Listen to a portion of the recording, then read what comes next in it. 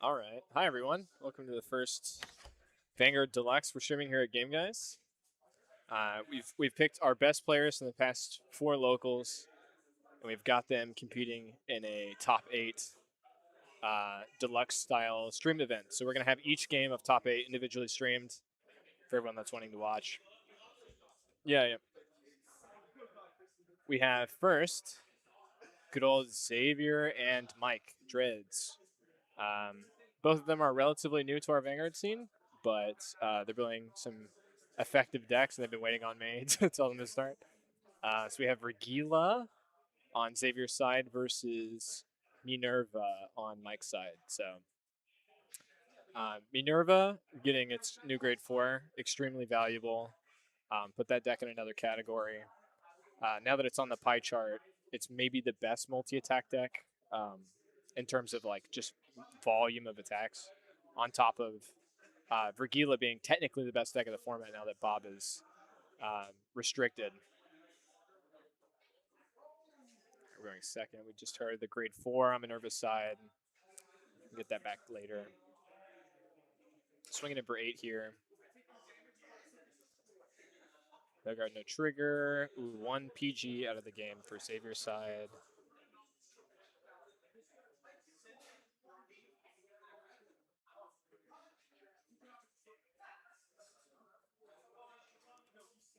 Love these lads. Go to grade 2. Vergila has the potential to just go absolutely insane on grade 2 here, given the fact that it can search for a grade 2 order that just buffs your Vanguard by the amount of units you have in board and drop, so it can get really nasty. Also, it gets a crit given you have 4 or more units on board. So we're going to see if Xavier opts to go for the early aggro. All right, we've seen 2 units on board so far.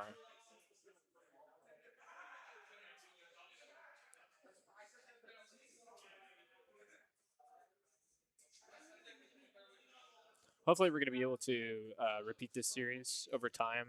Seems it's very community focused, so giving back to our players that are repeatedly topping every week, giving them a chance to show off um, in a format they don't normally. There's not a whole lot of streamed Vanguard games other than like locals and individual seats at mainly Japanese tournaments. All right, we see the Shinri for the check in the grade 3 for Minerva. We didn't go for the 4 unit play that gives crit, but this early game should be enough to ask for cards from Minerva's hand. All right, we're seeing 2 triggers out of game on Dread's side. I'm going to draw, go to grade 2. Pitching grade 1 recycling card. Go to grade 2.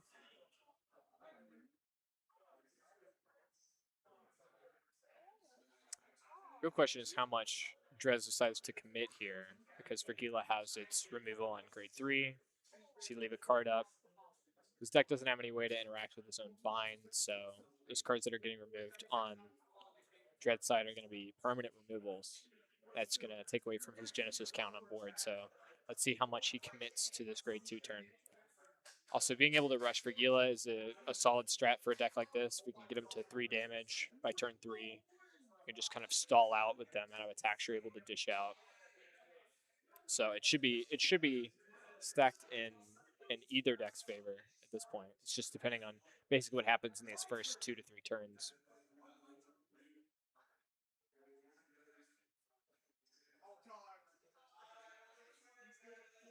Right, we got our multi-attacker on board for Minerva. Intend to van. See intercept here, or just take it. We don't see what Xavier's hand looks like, so are we going to intercept here? We don't need the other grade 2. We can bring it back on grade 3 turn anyway. Intercept for Ezerwer. Okay. So no damage is going through this turn. So Brigil is going to have a counterblastless grade 3 turn here. What can he do?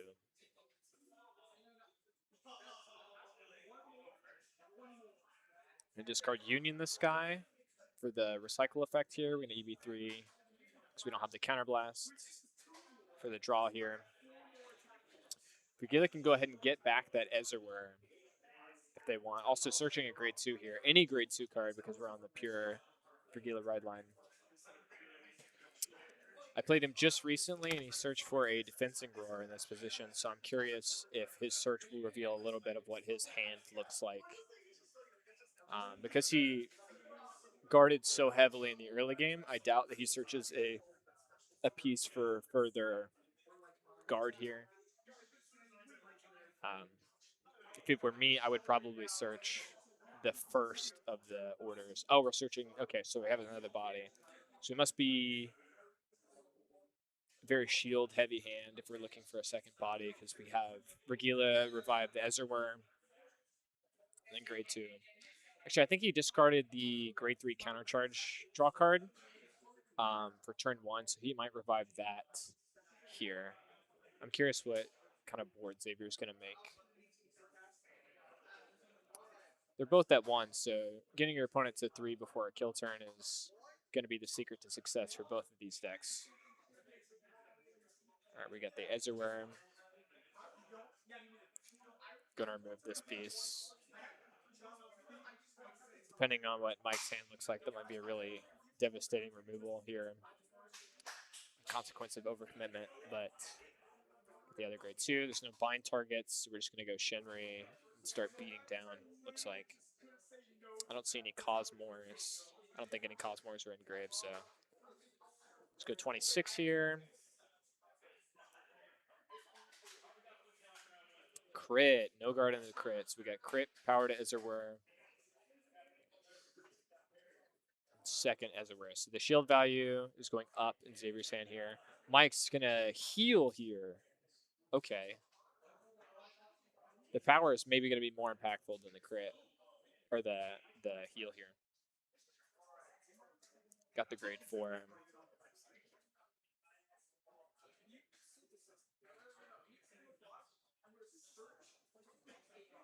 As we're swinging, is giving 5k to the other grade 2. Here we are with this trigger. Grade 2 no longer hits, so Mike is safe at 2 damage. He has 2 counterbuffs to play with. We saw the grade 4 end drop. I'm curious what his Breers are going to look like. We're discarding a Divine Sister Viscotti here.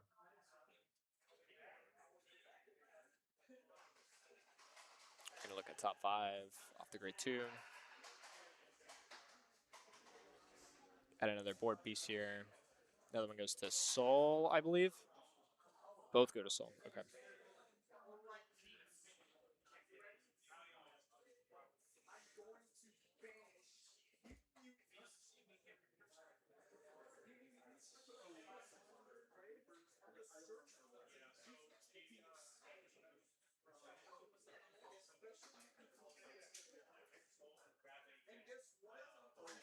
All right, that sounds good. Xavier's in quite a good spot here. I'm surprised he did not use the Shinri effect. Because he does have 0 cards on board. I'm curious, depending on if his hand is mainly defense, that might be a good move for just keeping some units on board. Being able to guarantee some aggro the next turn. Maybe the card in hand isn't as beneficial as just the 13 booster would be. Or we got the Section Angel on Dread's side.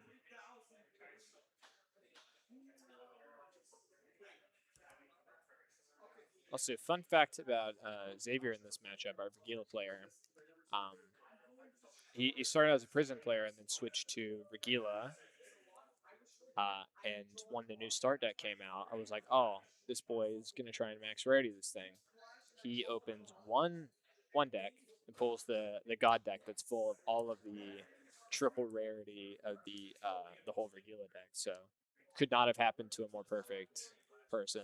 A Regila main buying exactly one deck, getting the max rarity deck. It was kind of a fated interaction here. All right, we're seeing some board commitment with the Coco on Dread's side. Does have the grade 4 set up, so we're going to ride. Soul charging the Fire Regalia. So if you can Soul Blast this, you can get another unit the next turn. I don't think there's a way for him to Soul Blast here to get it this turn to resolve, but excellent setup card for him in the future if he's able to get that out of Soul. Looks like we're going into combat here. Swing unboosted grade 3. Got that triple drive. Because the Minerva is going to restand, we want to save that booster for our second Minerva swing.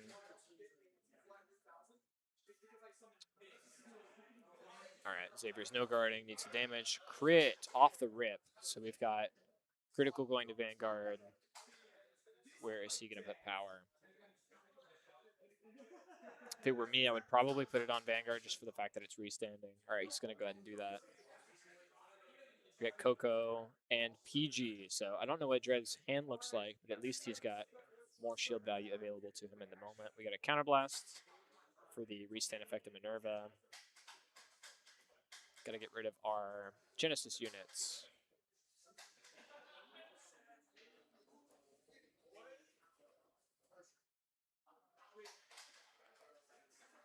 Going to call out the grade 2 from the ride line.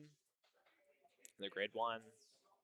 Things are looking good for Mike here, but Xavier has taken an amount of damage that doesn't represent the amount of aggro that has been dealt to him. Because Regilla can remake the board so easily, and there's so many cards with additional shield, these little small pokes for early game damage become kind of nullified, so we can drag the game out. And in a deck that's so grind game focused with all these access to shield cards, the longer the game, the better Regilla is going to be positioned. So Treads has to do some heavy lifting here. He's going to swing the Van again for the 2 damage. Double intercept. And the other grade 2 effect has 10k shield, I believe.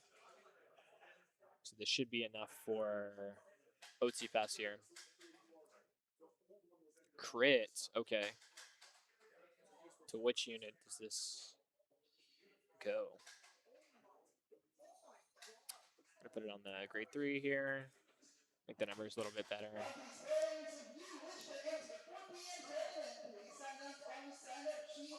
No Dissection Angel effects. We're just going to go straight into swing with the grade 2. He's going to do it. There we go.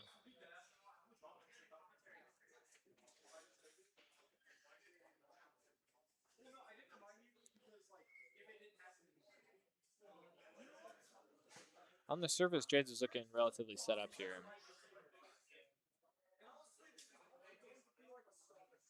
But I doubt with the hand Xavier's got, this is going to put him to 6. The goal here, I think, for Dreadsight is to get as much damage as possible out. I think Xavier probably takes this one and then guards the crit unit, or depending on what the hand size looks like, or the hand quality looks like, we might just take the crit unit and guard the 0. So we're going to take this one.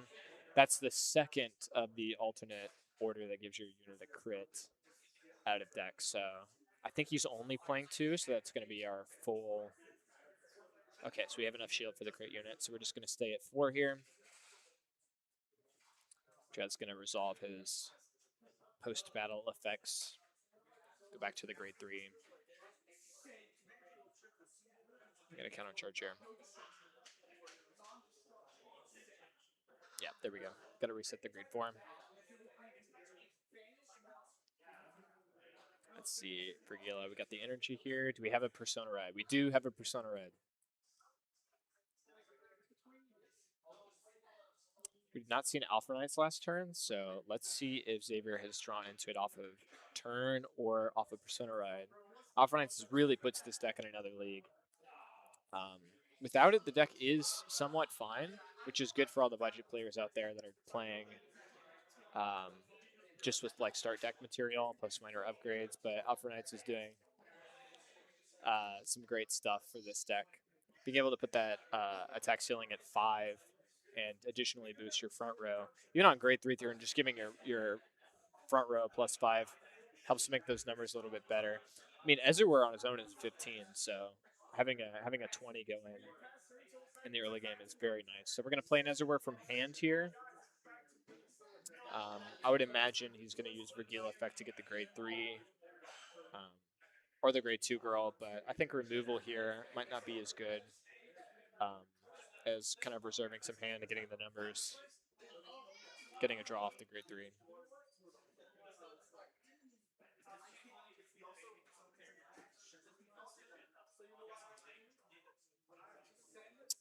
Ace units. We're going to dedicate a card for hand to get some guaranteed removal and a draw here. We still have not seen the Alpha Knights, which makes me think he hasn't seen it, period, which would be pretty tough. I'm assuming he's on 4, but there's a case he's not. Okay, so we go 25 here. Trigger guards this. Here we go. Good for 28. Gonna go straight for Van Swing. Gonna restand the Ezreal for a counterblast. Something was retired, so the Shinri should be live this turn, even though he has 2 units on board. Alpha Knights for drive check. Front. Okay, so the front is going to help seal these other 2 attacks through the miscellaneous triggers that Mike has going on. But the Alpha Knights is going to make this next turn very good for him. It's 35 to 38. This should be more than 5. There we go. 20-40 here to 23. So this is 20k guard from Mike. Do we waste 20k shield here? Or do we just go to 4? This is last attack. Did not activate the Shinri effect, so we're staying with this. I don't know if he knows, or he's missing his use of Shinri. Elementarya for damage. That is a pretty brutal one here.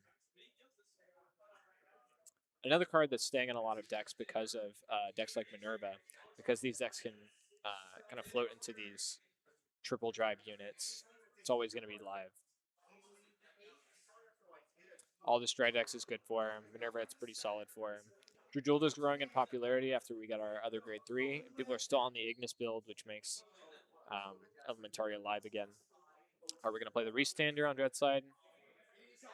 Draw. What kind of board will he make here? We're putting grade 4 back into Soul to reuse this turn. Xavier is at 4, meaning if we hit a crit off of Minerva through a PG, he has to just hard guard the second Minerva. Pending he hits only just one crit here. Another strength of Minerva deck. It does deck then a fair amount, so we're going to see a fair amount of triggers coming up here. Double Coco and back row. Going to make these this potential 1 defensive on Xavier's side slightly less impactful, especially because we have it behind Vanguard and a restanding unit. The real question is whether or not he pokes for 10 with the grade 2. Or we've seen ace unit on Mike's side here. Mike's always joking me about him playing this card because he'll look at top 7 and it'll be all triggers. And he was like, damn, I wish I wasn't playing this card. I would have just hit my triggers. Let's see if we can see a peek of his top 7. We got a PG, Dissection Angel, Crit, Grade 4, Coco, Biscotti, Heal. So not a bad ace unit. We got our 3rd Coco setup here. And the rest, I believe, do get shuffled back into deck. So we'll see. We'll see that crit and heal again. 3 Coco is a very nice setup here. Its usefulness is about as useful as this defensive Xavier is going to hit for 5 here. I don't know. Xavier has been drawing a lot of cards, and the Minerva board last turn, because he took the damage, didn't require a whole lot of cards from hand for him, so it's not the end of the world to take a little bit of damage here. But he might have enough shield to just like hard guard everything, so we will see. We will see.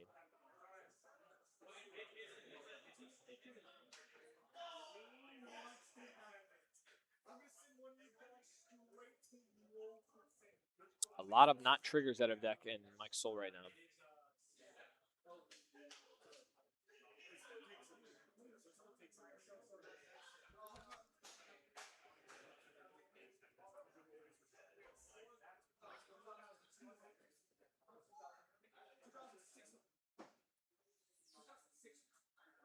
Awesome. Okay, so Mike should be fully set up for this turn.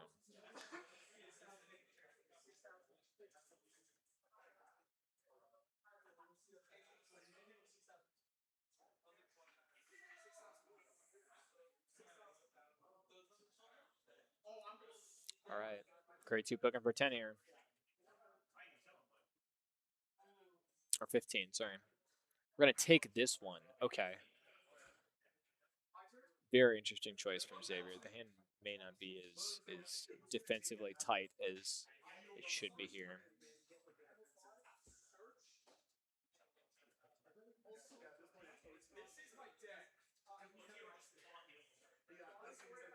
Yeah. It does look like he has some triggers in hand, but I don't think that's going to be enough here. We're no guarding Vanguard. Okay, so we don't have enough for anything here. This is going to be a solid 2 damage. He's going to have to double heal here, which would be good to save him from losing. No, that's it. We got the game. All right. Mike's moving on. It was a great game from Xavier.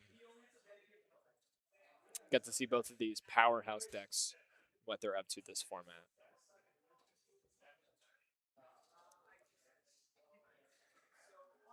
This is excellent. So, for those just now tuning in, we're playing our top 8 for our deluxe this afternoon. We have a few more games for y'all. We're going to be streaming each individual game, so this is one of top 8, so we're going to have 2 more games, and then we're going to do our top 4 and playing for first and second.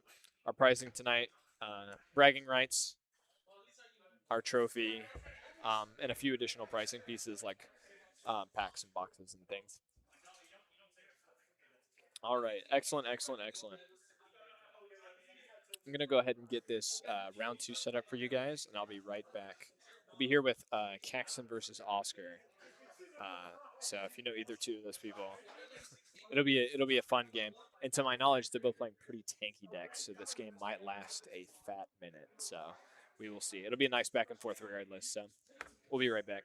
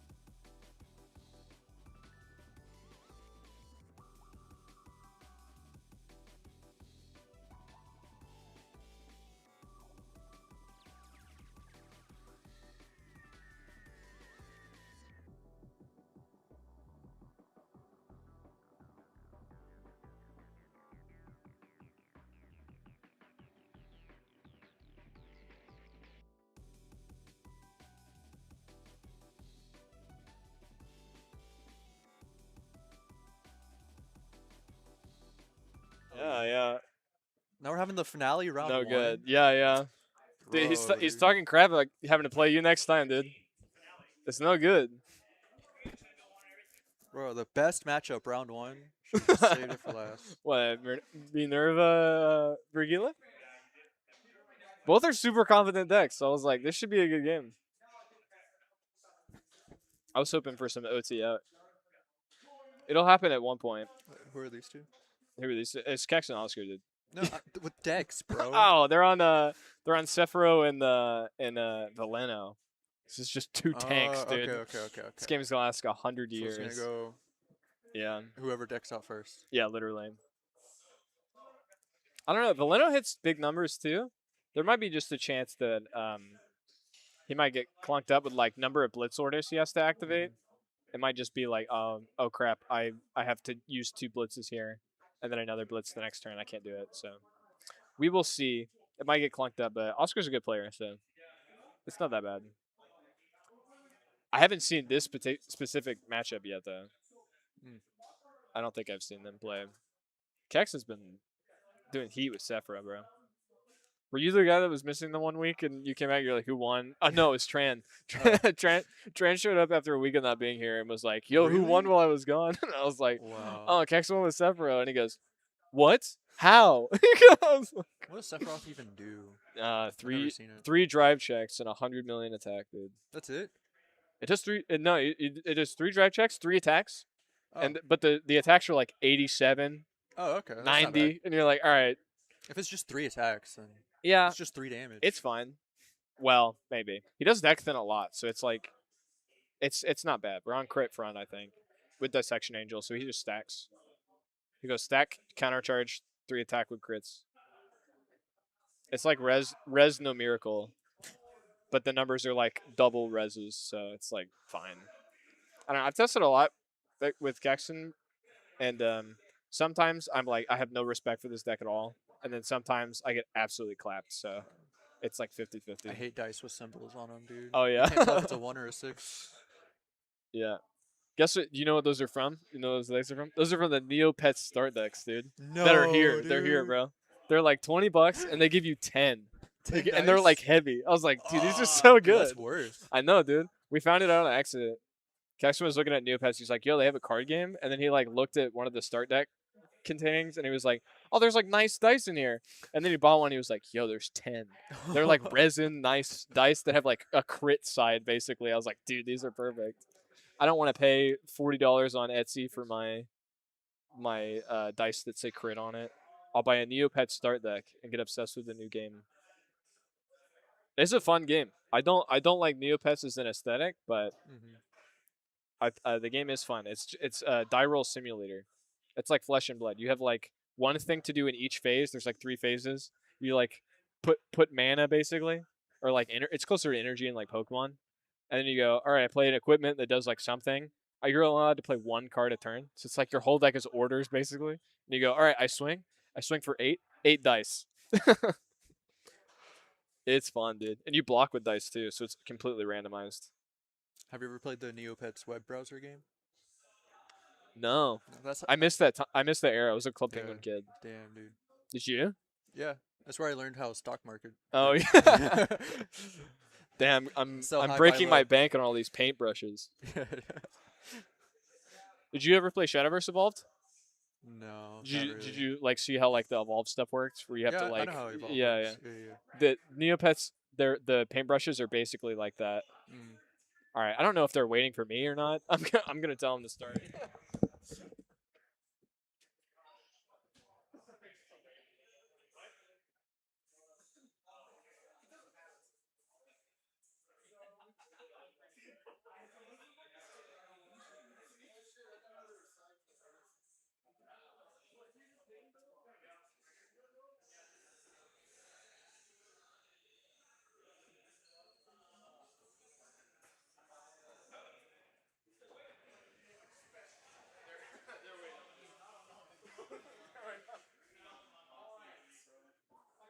Oh, how goofed up.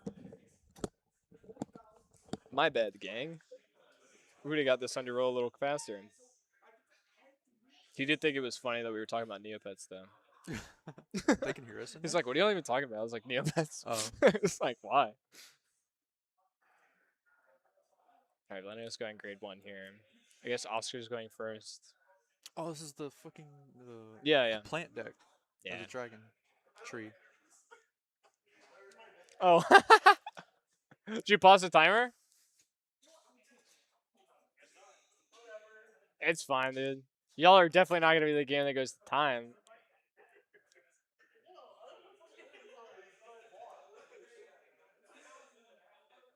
This is hilarious. I feel bad. If they go to time, I might give them a time extension, but I doubt it. They're still gonna have to go to turn, so unless this took up like a turn worth of value on one of their sides, I don't think it's gonna matter a whole lot. All right, Caxton's This back. would be He a had to go get warning an on energy counter. Caxton, yeah. Penalty? Game loss?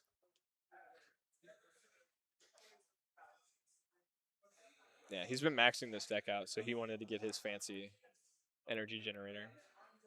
It is funny to max out a deck like this. It's just like Keter pile, basically. I say that jokingly. He's got some sauce in here. I'm pretty intimate with Caxton's deck build at this point. There's a grade 2 in this deck that gets a crit and it's generic.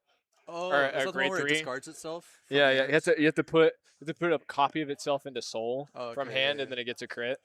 And he just makes it like 60 something and swings, and you're like, all right, dude. Such an easy condition, dude. Yeah, yeah. It is kind of OP that like the grade 3s get a bunch of power based off of like number of markers on board, and then all the markers on board make it like double bigger that number, power. yeah. It's like, all right, this would normally be like 35 from all the markers. Oh wait, it's 70. You're like, sick. I guess I'll take this because the crit went here because I PG'd your Vanguard. I think the route to victory here is just like guard early, tank a Vanguard swing. If he doesn't hit crits, it's like chill. All right, these blitz orders are worth a lot too over time, but he gets a marker for every time he uses them. So he just guards them early game for the little pesky attacks, and then by the time he gets to grade 3, he's got enough markers set up to make his units pretty large on grade 3, which is nice. Because he doesn't have the multi attack, he kind of needs those numbers like badly. But they're there. I haven't played a whole lot against Valeno. I think did it get a restander? It's the grade 2 cat girl. I can't remember.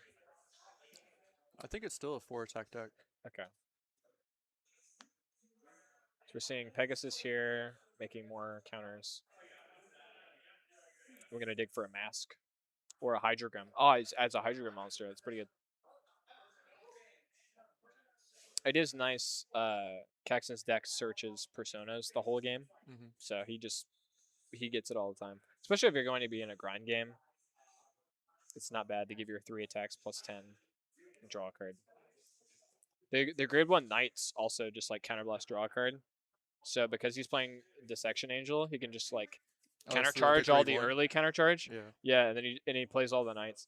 I learned that unfortunately in one of the games where I kept bouncing it back to his hand, and he was countercharging, and then he just played and like made another marker and drew a card, and I was like, bro, I'm just like setting you up.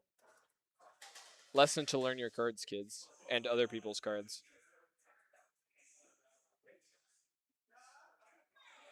It's funny commentating because I like I know what these decks do in theory, and then they play a card, and I'm like, I don't know. Yeah, I know what the shape of the deck does on the guard side. All right, so we're at 2 for Oscar. I think his Van needs a counterblast, so that might be the only damage he takes here. Yeah.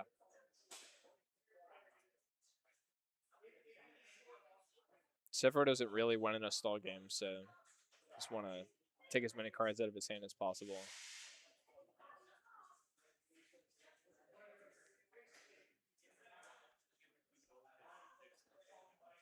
Yeah, had these guys paired up before I got deck logs from people. Yeah. And then he was like, I'm actually thinking about playing Sephiroth today. I was like, bro, I put the 2 tankiest decks together.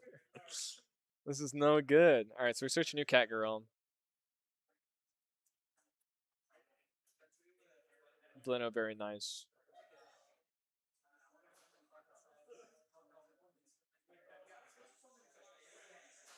What do you think about this format? Better or worse than before? I'm more looking forward to the next format when Oh, Prison yeah, gets yeah. support. Yeah. It's crazy. I've been playing against you with jobs. Icky, dude. Icky. It used to be you play all your pieces and they go to prison, and now I just discard them all because you rip them from drop. So I'm like, all right. It feels kind of bad, but you draw so many cards. Yeah, there's so many on-play skills now. Not bad. We're gonna commit a full board on grade 3 turn. This is a trap that Caxton lays sometimes because his deck doesn't have inherent removal. Mm-hmm. Because you can be like, all right, I'll just commit the board and then I'll just keep using the board over and over again. Right. But he plays yellow OT for this. so he goes swing, and he deck thins enough. He sees it. He sees it most of the time. So this could be like I'm discarding more pieces of my board for PGs and things, and then a yellow OT gets checked, and he's like, "Oh, I don't have the board to recover." It's a non-0% chance that happens, but I think Oscar has enough wherewithal to make some good decisions here.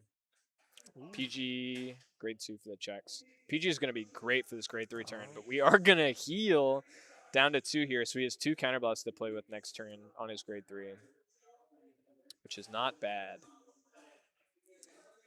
Yeah, it does look like a 4-attack deck. It might be more pending he's not a grade 3, but I think it's probably 4. I think you're right. Right. All right, we're going to go to 3 here. We're going to drop another trigger. Going to go to 3. Crits. The other one was 23, 28. So maybe if we took the first damage. What are you looking at? Their deck log number. Oh, his? Yeah. Oh, I have no idea. I needed to grab it. I haven't done it on another sheet. I had to make 3 brackets. All right, cards on the table, chat. We were supposed to be a top 16 event, but we had people cancel, not get invites, and also not show up today. So we've had to convert this to the top 8. But I had a sheet with people's deck logs. They're in the ether.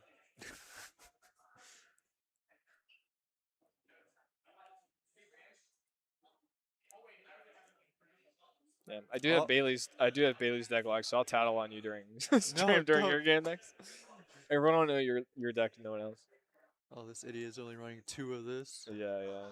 One's in damage. One monster, one pollution. That's all you need, dude. The new one is 2 cracked. The grade 2 is nuts. All right, so there's the counterblast draw knight. A second one. Another one. Dude, good thing he healed. These became super free.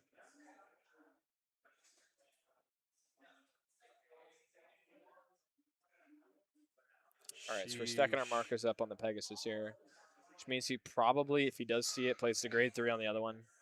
That's the one that gets the inherent power based on number of markers. Wow. So you're like, oh, this isn't bad. It's like, it reads as like 21 plus the 2 markers or whatever. It's like, oh, this is 31. This front hand I saved will be nice. And then he swings and goes like 58, and you're like, what happened between? Just guard everything else. Yeah. Fine. Yeah. I think Keter's definitely the way to go with this deck now. Dragon Empire has the restand capability. Right. But like it's tiny like numbers. Yeah, it's like the worst 5-attack deck ever. And this deck has all the power in the world, and it's chilling at 3. I can't believe he found that generic unit that gets a crit too. I was like, I hadn't seen it in anything. Yeah. Every turn. Yes. Just the EB7 draw. Every turn he gets the 5, he gets the 7 draw, and then the next turn he uses the 3 and then gets 5 again. So stupid. All right, a second one. So maybe drew it off the draw here. No booster, he won't need it. Vanguard is 38 with 3 drive checks. Nothing. There's the crit unit, the Section Angel, grade 2. Wow, unfortunate. He's only at 3 here, so pending he has like a semblance of guard. I don't think he dies to Valena this next turn. And he does have Persona set up, so I think Caxton starts entering. The left one is 5k bigger. Yeah. Attacking rears? I think so. I think he's hoping to capitalize on the overcommitment. Oh, wow. Yeah. He's at no damage, and because he guarded the Vanguard swing, he goes, all right, I damaged an eye from Vanguard, and hopefully out some of your board commitment. Persona Ride's going to make the numbers a little bit easier, but he might be at, I think you counterblast for the you can't do that. The Van effect. Oh, he put the pretty one on top? Yeah. That's fine, dude. Unless he's playing Cat, then I'll get on his case about it, but I don't think he's on. Does he have a counter on Stoichia Cat?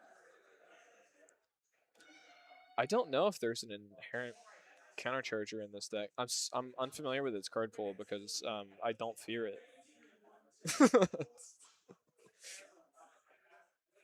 I fear Oscar as an individual player. I've never seen a player sack more in my life than Oscar. I Yeah, think Oscar and Caesar. You'll see both of them today. it's fine. Three attacks is fine. Yeah. I mean, he's on Persona Ride number. Yes, we're going for 3. I think the counterblast is what gives the multi attack. All right, we got a PG for Vanguard.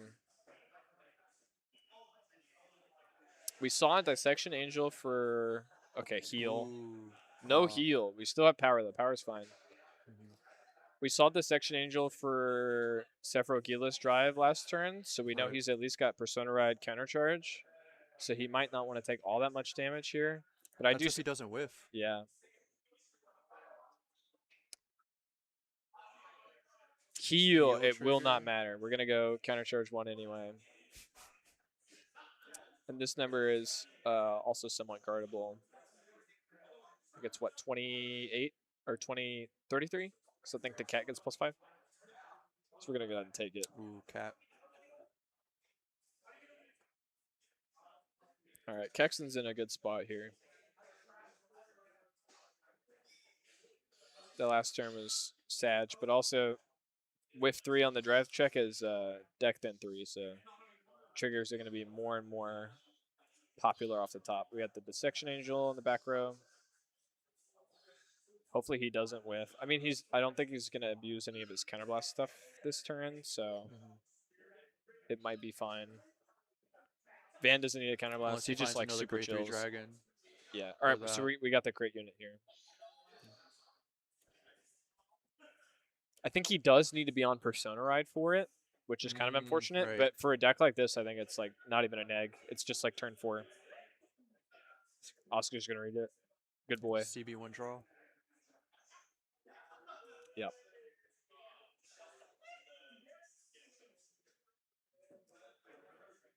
Yeah, Sephiroth's deck thinning the whole time. All these mask orders are also deck thinning. Right. He's ripping Persona Rides out of deck. Yeah, Mask is gonna get another card out here. Or are there wreaths or whatever they're Yeah, called? Wraiths or whatever. Wraiths. Yeah. Yeah. Every Did he whiff? non-trigger unit out. I think he did. I think he did. But that's awful.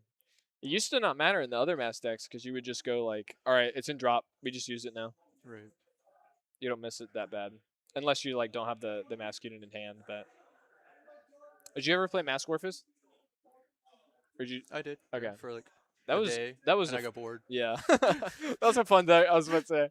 It's only fun when you're hitting crits. Yeah, bought the deck set. And like, oh, why did I spend money on this? Yeah. It was nice that you could pick it up and just be like, all right, we got masks, we got the grade 2 that searches it, and then Mask Orphist, and we're done.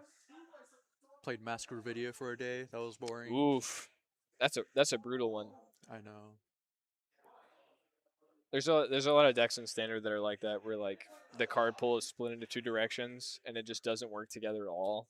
You're like, well, I have to pick the good version, that's the old one, or the new version that hopefully might get new cards because it's bad right now.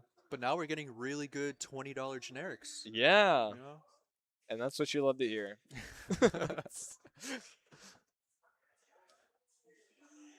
All right, we got Persona. There it is. All right, Yellow OT is going to do a lot of work here on retiring Dang. this full board. No resists?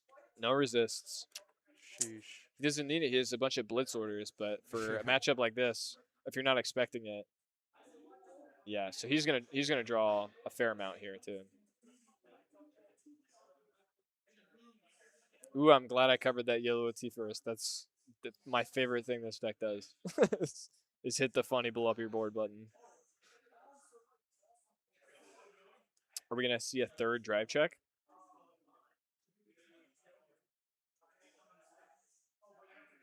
Crit. That's about right, dude. So he's gonna take 2 off of this. Too bad Dissecting Angel procs at the end of battle. Yeah. So you couldn't see 6 open. Yeah. So I think he put he's the just not doing I it. think he put the 100 million here. Okay, so we're asking for the crit. So this is 3 damage here. That feels like a slight misplay to me, but maybe he knows something I don't. Why not put the crit on the big grade 3 unit? Because you're going to use the grade 2 for the crit attack.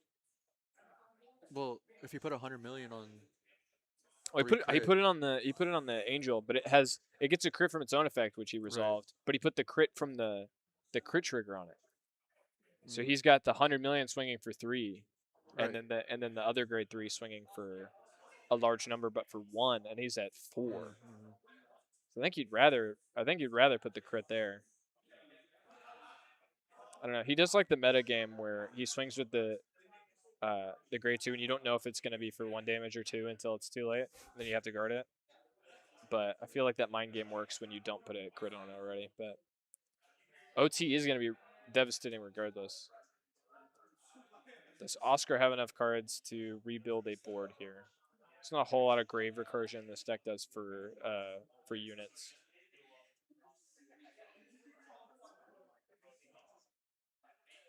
Okay, I looks think like a mushroom. this calls something out. So we go cat to at least have front row.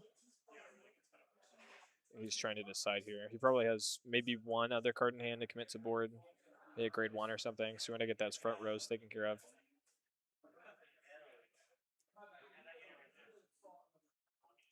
Another reason I think Sephiroth is very fun, in like a general sense, is the twin cast is 50k shield and drop. it's, Right. it's the most like, oh, he uses PGs. I'm a swing. He can't guard this. He only has 2 cards in hand or whatever. And you go, all right, 50k shield from drop, and you go, welp. Big number. Yeah, and the blitz orders scale in reference to how many markers you have too. Wow. So he Yeah. has a lot of nice blitz shield interaction. I, If your deck is uh-huh. stalling and just like milling for advantage, I think that's the best thing you can do is just have those I high ha- value shield yeah. cards. Haven't seen a lot of blitz orders out of Valeno. Yeah, It's just been PGs. we're swinging Van here. Interesting. Yeah, I think he's hoping triggers will carry him. Well, there's no persona this turn, so Yeah, rares don't have power. PG discard the twin cast, so he has the Yeah. 50k shield for later this turn Okay. if he wants Okay. it. I don't know that that's going to be a need for him though. He's in a very good spot. This is looking rather gloomy. Yeah, for real, man. Oof.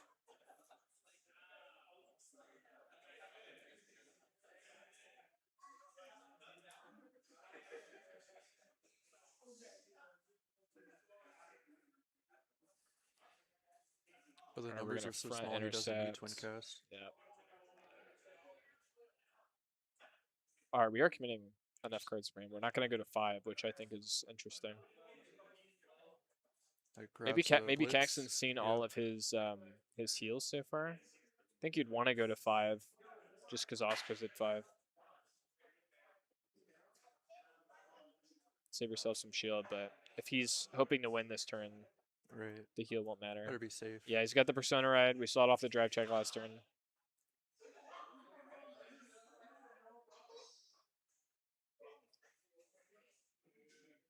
I would say it's going to take a miracle for Oscar not to die here, but I know Oscar, and It would take a defensive OT he's not to gonna die he'll here. yeah. I was about to say he's gonna hit that defensive OT now. He always jokes about getting promised it 3,000 years ago, and he says it, and he goes, "I'm just gonna easy OT here," and I go, "Okay, dude," and then I swing and he hits it, and I'm like, "I need to cut your deck, bro. I do not trust you." So he intercepted with a grade 2 and put 1 in soul. So I imagine we're just gonna call like a filler unit or another grade 3 in this front row slot. We're gonna add another marker. The number is probably going to be big enough to where it doesn't matter. It looks like we just have another grade 1 in hand plus shield. But we're looking to add something off of Sephiroth here. So might be another front row unit. All right, so we're just going to Okay. commit All the right. Counterblast Straw guy. Maybe There's they'll enough find markers a. on him. He's fine. Yeah.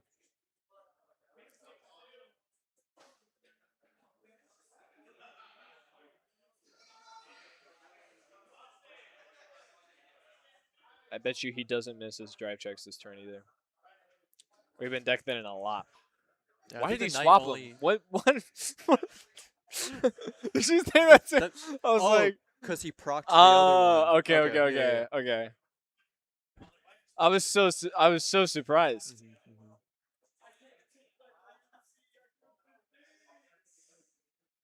All right, we got the Section Angel boost here. These wing unit numbers are going to be crazy. I bet this is a no guard. I think it has to be for Oscar. I don't know. Well, The this is the rears are going to smallest be like number, 70 isn't it? So something. he has to guard it. Yeah, this is.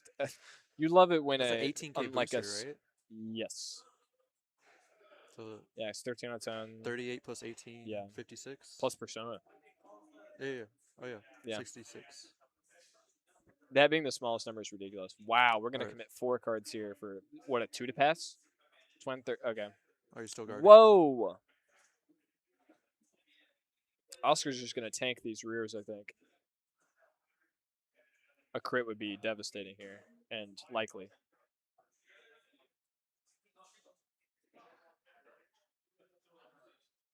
Here we go. Another grade 1. Oh, Front. big number. Yeah, I mean, Oh, he's kind gonna of a countercharge. moot point, but Alright. another dissection angel, He can draw a card right here now that he has Alright. the second angel. and we got it from Caxton. Uh, Wow, incredible OT hit. That was so devastating. Full board commitment on Oscar's side. Caxton blew up the board. I think that was all she wrote. All right, are you ready for yours? yeah. All right. We'll be back with Bailey and Jobs game. That's going to be a fun one. All right. See y'all back in a minute.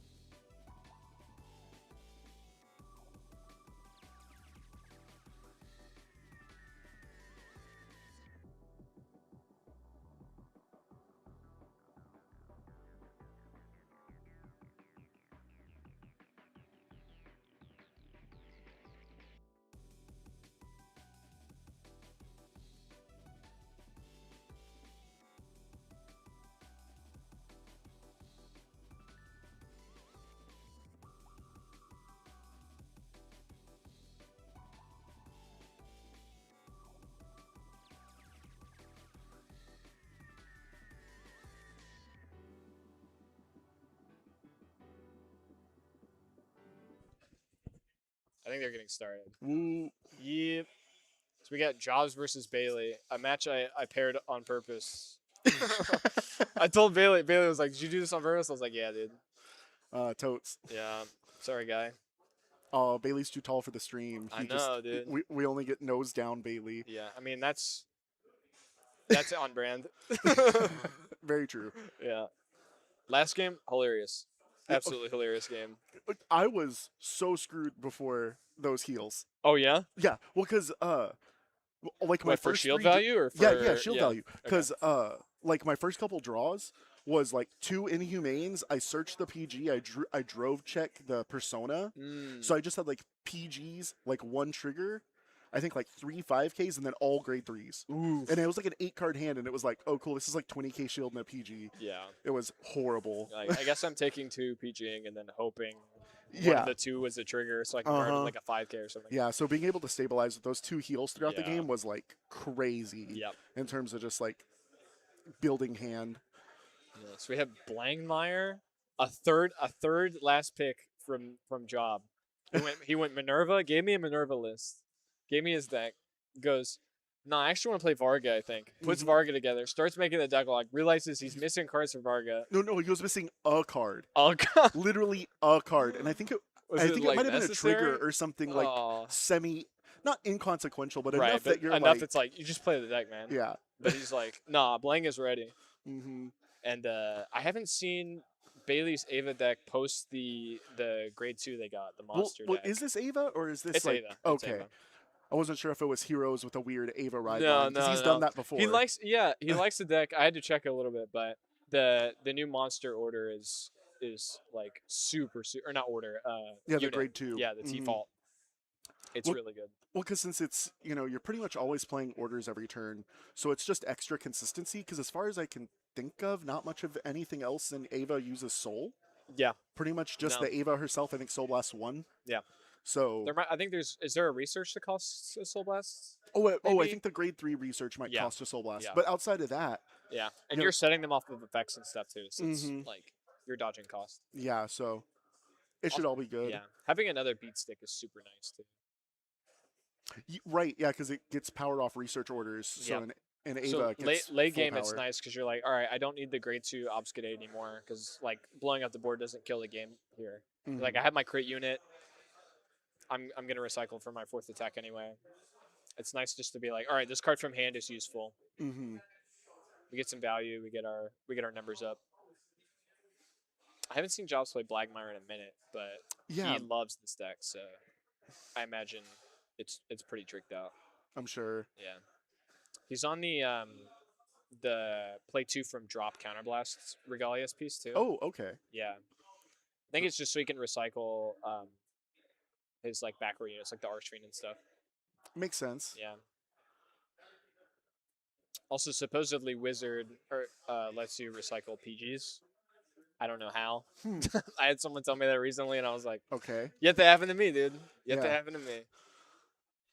Not a real thing if it hasn't beat me yet." All right, so we're gonna do some energy shenanigans here on Bailey's side. Grab our grade 2. Mm-hmm. Ava's just so well positioned in almost every format. Any format that's like grind game oriented, this deck just shines. It's so good. Well, because the big power of Ava is that its ceiling isn't necessarily as high as everything else. It has enough because it's like 30 to 40k with crits, Right. which will Always not ask always, for card. but it's Yeah. always fine. It's never a bad end game, and then it's super consistent. Oh, it's ridiculously consistent. Also, it remakes its board like crazy. So Mhm. the amount of just like recovery this deck can afford. Yeah. Are we gonna Tiz card 1 past this? Wow, Jobs really is that guy. Yep. Huge hand size on the Blackmire side. Yeah, that's wow. Ridiculous. I mean, he basically guarded that last turn for free. I think he resolved 1 Tiskar already for Riot on like grade 2 turn. Mm-hmm. We're gonna select Soul Charge 2, put the crit back.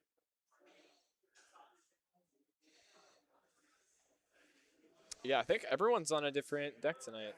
Now that Jobs isn't playing Minerva, I think we're seeing literally everyone playing something different. Mm-hmm. It's only last deck we haven't seen is Caesar's, but he's on Levy Draws. So Oh, yeah, interesting. yeah. Okay. I don't mind spoiling that everyone else has seen the list. Yeah. Everyone knows that everyone's playing.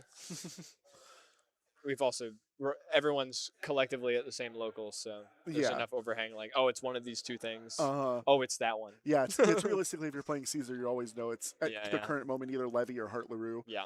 Or you see him shuffle his Stoicheia sleeves, and you're like, Yep. all right, dude. I'm ready. I'm ready to receive some markers. Yeah, we have Jaw versus Bailey, and then we'll have you and Mike playing next. Oh, and whoever okay. wins this one will play against Caesar. And that'll be a remaining top Hmm. 4. So because you won your one, you'll be guaranteed prizing. Because we're just top 4 tonight. Oh, okay. Yeah. So it'll be packs at least. Yeah, some kind of something that'd be nice. Yeah, it'll be a good time. This is so nice. I talked with Jordan. We looked at the post yesterday because we were preparing prizing, and we've discussed a fair amount of pricing options, and I threw out like a trophy or something, or like a belt. We get something made to Mm-hmm. but the belt we'd have to like pass it on deluxe to deluxe, which would be kind of stink for the guy who wins it, because like the point of getting pricing is to be like, you've earned this, and not be like, we need it for 3 weeks from now. We're doing the other Yeah. one or whatever. It just feels bad. But I talked with Jordan, and she was like, I don't know, I'll throw something together. And last night we were looking through pricing. We're like, all right, we got the packs, we got the box. Mhm. She was gonna grab some other stuff to like raffle, which we're gonna do at the end of the tournament. And then we looked at the post to see. She was like, I said something of pricing on the post. She was like, deluxe prize, and I was like, what does deluxe prize mean? I'm like, I'm running this tournament. I should probably know what the pricing is. And she sent me a picture of this last night. Like, oh, I got this trophy. I was like, that's perfect. So it'll be a good time. Really quick, back to the game that we're supposed to be commentating. Yeah, for real. Just noticed, I think Bailey just guarded with 2 heals, so it's kind of rough to see that Okay. that's out of the deck already. Yeah. I think we saw him draw one earlier, but Mhm. 2 out of game on turn 2 is bad. Yeah, because I think I saw him just drop 2 Yeah. to guard, because he just dropped 2 triggers, and I believe they were both crit, or both heals. Both heals. And then Job, I believe, Wizard grabs one from Soul, right? Yes. Okay, so yeah, so he grabbed a PG out of Soul. Yeah, that's how you do it. So, Yeah, all right, we got our energy here. Blamear with no board is funny. I don't know why that just irks me. It's like, this deck is so oppressive, but we're going to put Bailey to 1 and end on no board. I mean, the hand size is solid here, so he's definitely going to have a board the turn it matters, but yeah. he may be just trying to avoid Bailey getting extra plussing off of swinging at his front row. Oh, interesting. Bailey plays the Brant generic. Yes, I he hadn't plays seen he much. plays 2 of it, I think. Okay. I hadn't seen many decks really able to utilize it. Yeah, I think maybe he's filling slots, but like the Ava core is so tight now Yeah. that like it seems fine to just be running like good stuff, Mhm. especially because they're what, grade 1s. Yeah, it's So a grade they're 1 nice boosters. that I believe is like, it's kind of like a mini combine, if I remember correctly. It like Counterblast 1 calls it, and it's 13. Okay, I may be incorrect, but but it's something it's something of that recyclable. nature. Yeah, that would be great for a deck like this. Mm-hmm. Ooh, we're seeing Elder Breath on top. Yep, Elder Breath and Monster, grade 2, and Imgrar. And Imgrar. We have the Imgrar already. I think there might be one to drop also, so I can't see a whole lot of benefit for that leaving here. But he's kind of low on soul, so maybe he was contemplating not grabbing Monster. Right. But I think that's what he ended up deciding. It feels like it's probably the better play to be able to just push. Right. Just kind of build that board. Yeah, because at this kind of board state, Job's likely not trying to divine next turn, or maybe even the turn after if Bailey's just going to sit. You know, you probably don't want to divine until about 4. Yeah. To really push. You could chance 3 depending on like hand size, but against Ava, I don't think it's worth the risk at all. The amount of random spot shield this deck has, and Blackmire doesn't have the kind of removal that would hurt Ava's board state a whole lot, because it's a player side removal, so or opponent side removal. All right, so we're gonna do Monster here. And Bailey's nervous. He's dropping all his cards. We see a heal off the top. So we know at least there's one heal left in deck. I don't know what his hand looks like. I was like, they might be all out, but looks like there's at least one in deck for him. Same with Elder Breath. Elder Breath, the best heal in the game. Mm-hmm. I think Bailey might be wanting to play as aggressively as possible here, just because of a long grind game against Blangmire is like a nightmare. Mm-hmm. Just the amount of cards you could put in bind continually. Like, all right, we're gonna continue deck thinning and boosting everything. Mm-hmm. And I think Jobs is smart enough to save the Divines for when it's gonna kill, so he can just kind of push him down until he doesn't have enough shield to guard the crazy Divines turn. But if Ava can push him to maybe even 3 this turn, he might be in a good spot. Yeah. I say that Jobs might just sack this man. It's bad, dude. Yeah, it's happened before. Yep. All right, we're dedicating a front to this. Makes me think that's the smallest trigger Jobs has in his hands. I wouldn't be surprised if he just takes this Ava swing here. We're going to call it another grade 3 Obfuscade. Mm-hmm. Okay, because the Ava swing's just 18? Yeah. Yeah, just 18 twin. You're not really... I mean, the deck compression is slightly scary, but yeah, compared to the guaranteed crits and the Obfuscades, you'd rather just kind of chance it and save your shield for them. I think Bailey is on fronts, which is like right for Ava, but that makes that 2 to pass a little bit scarier. All right, we're going to no guard. There's the front. Yep. And the Blitz Order. The Blitz Order is going to be super nice on this. Oh yeah, because Blangmire it's going to be Divine's 30k. Turn. Yeah, if he can save it for the no Sentinels restriction, he's going to be chilling. Do a nice intercept. Do some Blitz Order. Call it a day. I'm curious if 2 heals out of hand from Jobs too. And front crit for the other one. So a lot of triggers. Yeah. I mean, Jobs can afford it here. It only behooves him to make the game longer, so I think that's a solid move from him. But 2 heals out of hand for him also. We're going to go straight into the Nexus here. Game Guy's buzzword. I looked online at local Vanguard tournaments on Vanguardians, and there were 2 that had Nexus in the name of them. And I was like, that's so funny. People are just like, and putting that in the title. Yeah.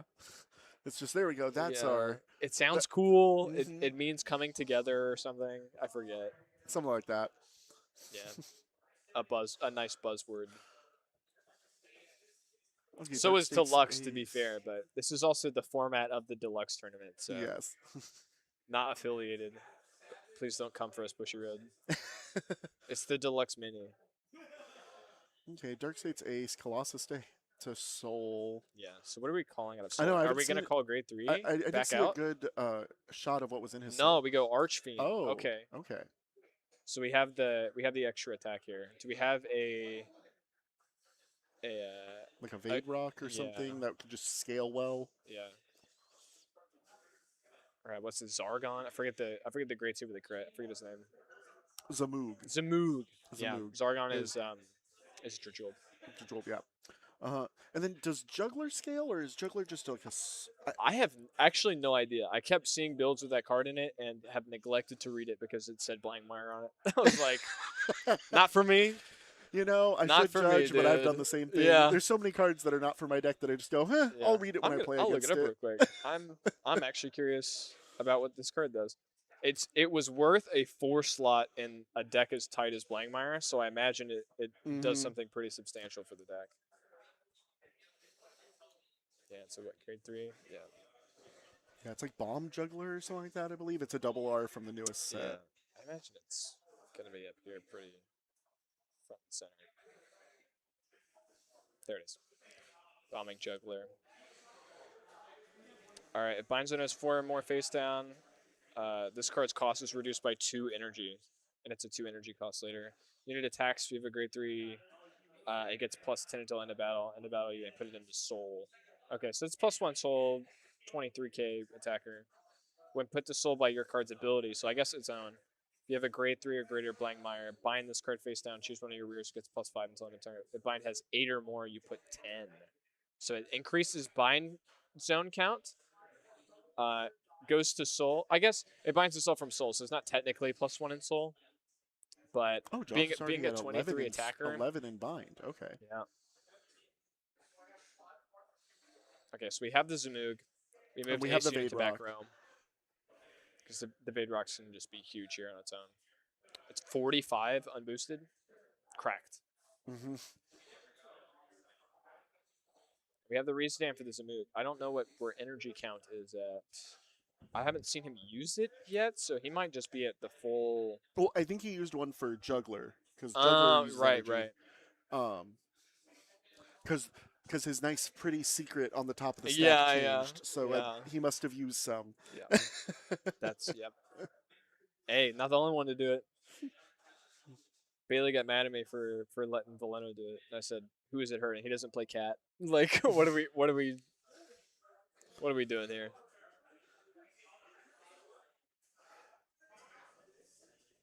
Huge Vanguard swing here, but no divines, so we're gonna hope to just have Bailey tank this, hit some crits, and call it a day.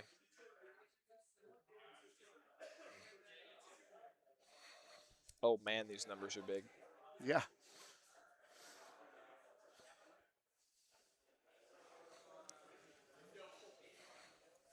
Oscar would call this an easy take. Yeah, it's such We're a at huge 1. number. It can't feasibly do 4 damage to me. I guess we'll take it. Crits. Here we go. Power to this move. Move's gonna get that crit, so the value will be there. All right, monster for damage. Heal. At least he's using Yeah, at the least ones it's he has active. left. We have one active heal app, and that's maybe all he needs. Yeah, at this point, stabilizing, basically got a counter charge out of that. That was very solid for his end. I mean, Jobs is likely going to drag this to a grind game anyway, so I think the lowest damage count that Bailey can stay on, the better here. Oh, for sure. Even though he's wanting to close the game faster than Jobs is. I don't know how many turns like this turn Bailey can live through. But I dare not count him out. But it'd also be good now to guard this turn while you know you hit that defensive to like capitalize on it. Yeah. You know, getting the 3 10Ks while it's available to you. Exactly. Oh, we're gonna waste the blitz here. I say waste. He might have a second one.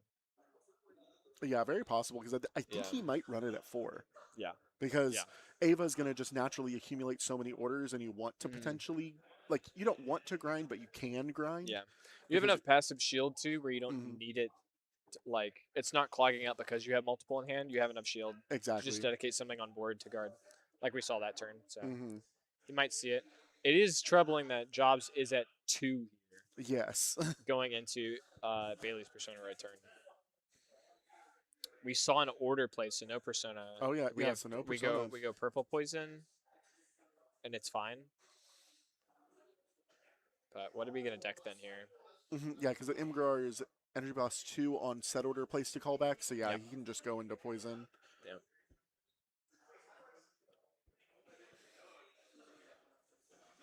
All right. PG out. I do love these, like, card type synergy PGs. They're so nice. Give me a Diabolos Boys PG. I swear, dude.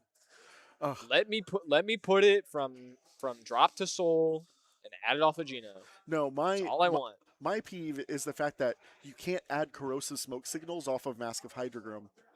Yeah, the in-archetype card. Because it's like an in-archetype blitz order, basically only for Griffo and Sephiroth. Yep. And yet you can't add it off of like any of the search effects. You can add a lot of cards off that card, but yeah, top 7 add anything you want feels great, and it should be that. I'll sign the petition, dude. Yeah. Well, all the searches are top 5, so it's not as crazy. But also, it's just more the idea of like at max, it's a 20k blitz order, so it's not even like it's crazy. Not that overpowered. You know, it's just a free 20k. Yeah. Other decks are grabbing PGs off the top. Shinjidoji. Let me draw says add any card. Mask of Hydrogram, if I have a full board, could just go, oh, sure, I'll grab a 20k blitz. Perfect. Yeah. Perfect slot filler. Especially in a deck that wants that grind game. All right, we go to Poison in Paradise, Ava.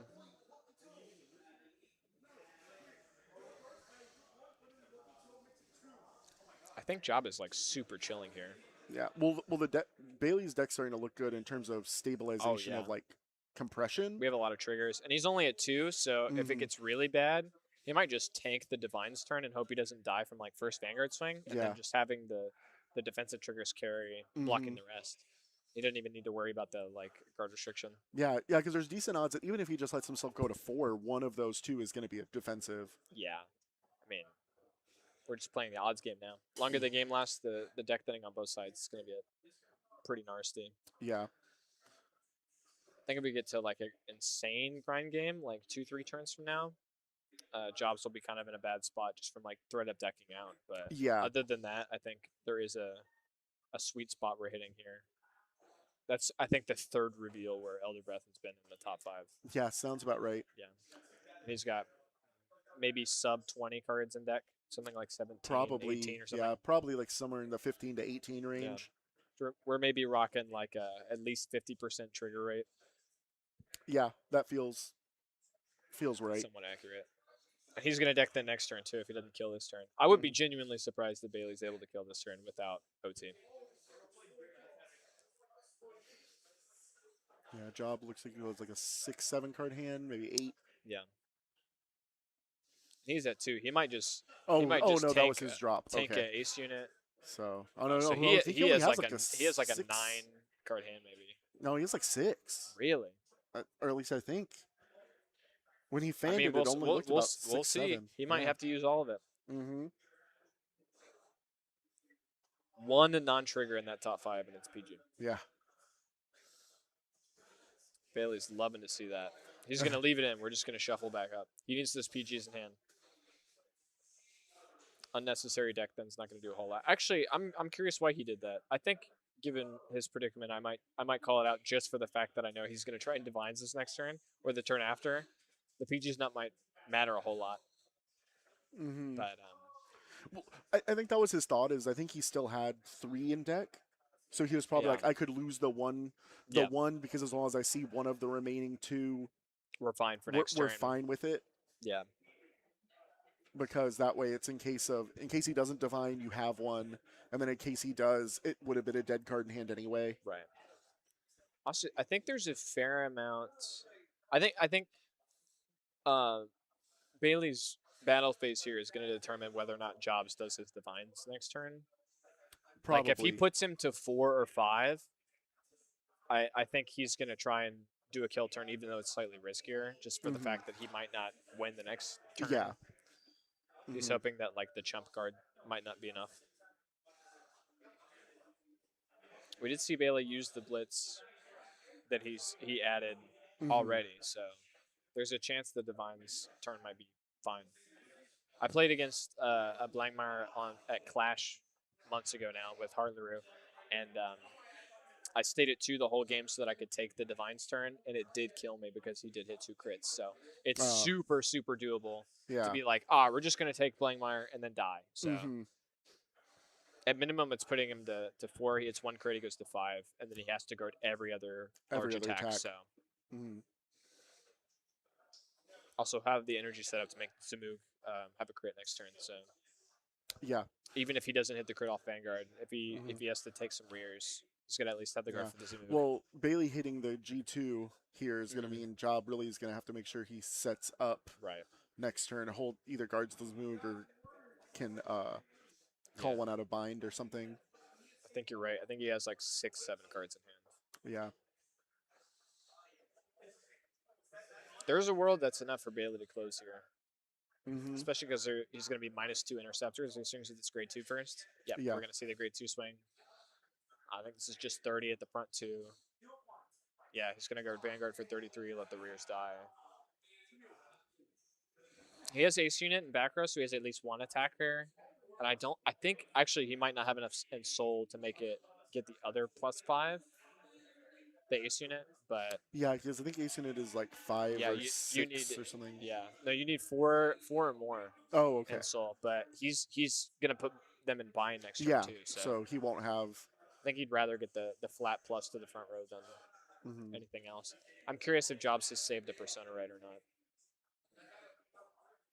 Jobs making faces. He might be in a bad spot here. Oh yeah, no, Yeah. when he's kind of just sitting there like scratching his head, you're like, oh, yep, no. Yeah. It does look like only one of the obfuscates is going to have the crit on it, so there's a chance he just takes Van. Oh, and there we go. Oh well. Job doesn't have 3 PGs or 2 PGs. He's fully dead here. Gonna put the 100 million on the crit unit, so that's gonna be 100 million for or 200 million and something for 4 damage. There's no way. There's no way. The save is gonna be 2 already, so he's gonna go to 4. So any attack beyond here is death for Jobs. The one of promo monster. Crit. Okay, so he's got 1 recovery piece here. Pending, he doesn't. All right, this needs to be PG or it's Jover, dude. All right, we got the PG. Mhm. Do we have a second one? Is the real question. He could heal out here. There's a world he heals out on 6, but I doubt it. This He is might like just, 60 something. Yeah, so yeah, no, he's he's just thinking too hard. he's just He's gotta gonna have to take it. Mm, Oof, Elementaria. And do we have the heal for the 6? No. Double Oof. PG for damage. Gosh. Devastating. All right, Bailey got that game with a silver spoon, brother. That's Yeah. crazy. But I mean, hey, that's like we are saying. That's part of why Ava's still around is Yep. because you Deck can deck bend. bend so well that if you just hit that one high roll, Yeah. it just kind of can close out a game. Yeah, I think given what Jobs guarded with that turn, even if it was a crit or like crit front or something, It it might may have have still been a been similar enough. story. But Yeah. yeah. Great from Jobs, dude. Mm-hmm. Great from both players. All right, next round, we have our first of the top 4 rounds, and we'll have Dreads or Mike versus our buddy Caxton. So you'll be on the other side here Yeah. for this We'll next see how one. this goes. Yeah. All right. We'll be right back.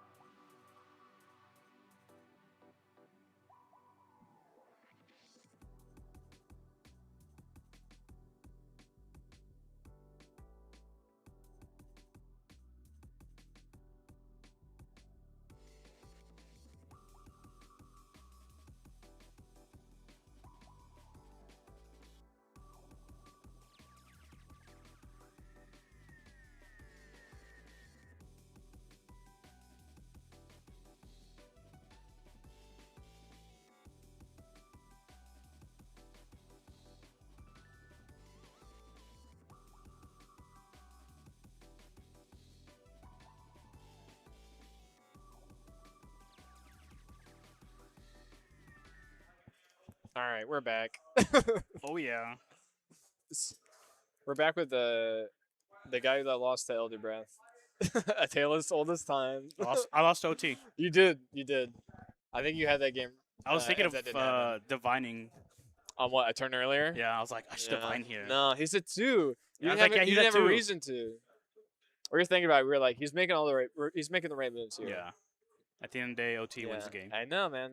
Hey. We've seen it twice today so far. Oh, we gonna see it both again? in both games, it won the game.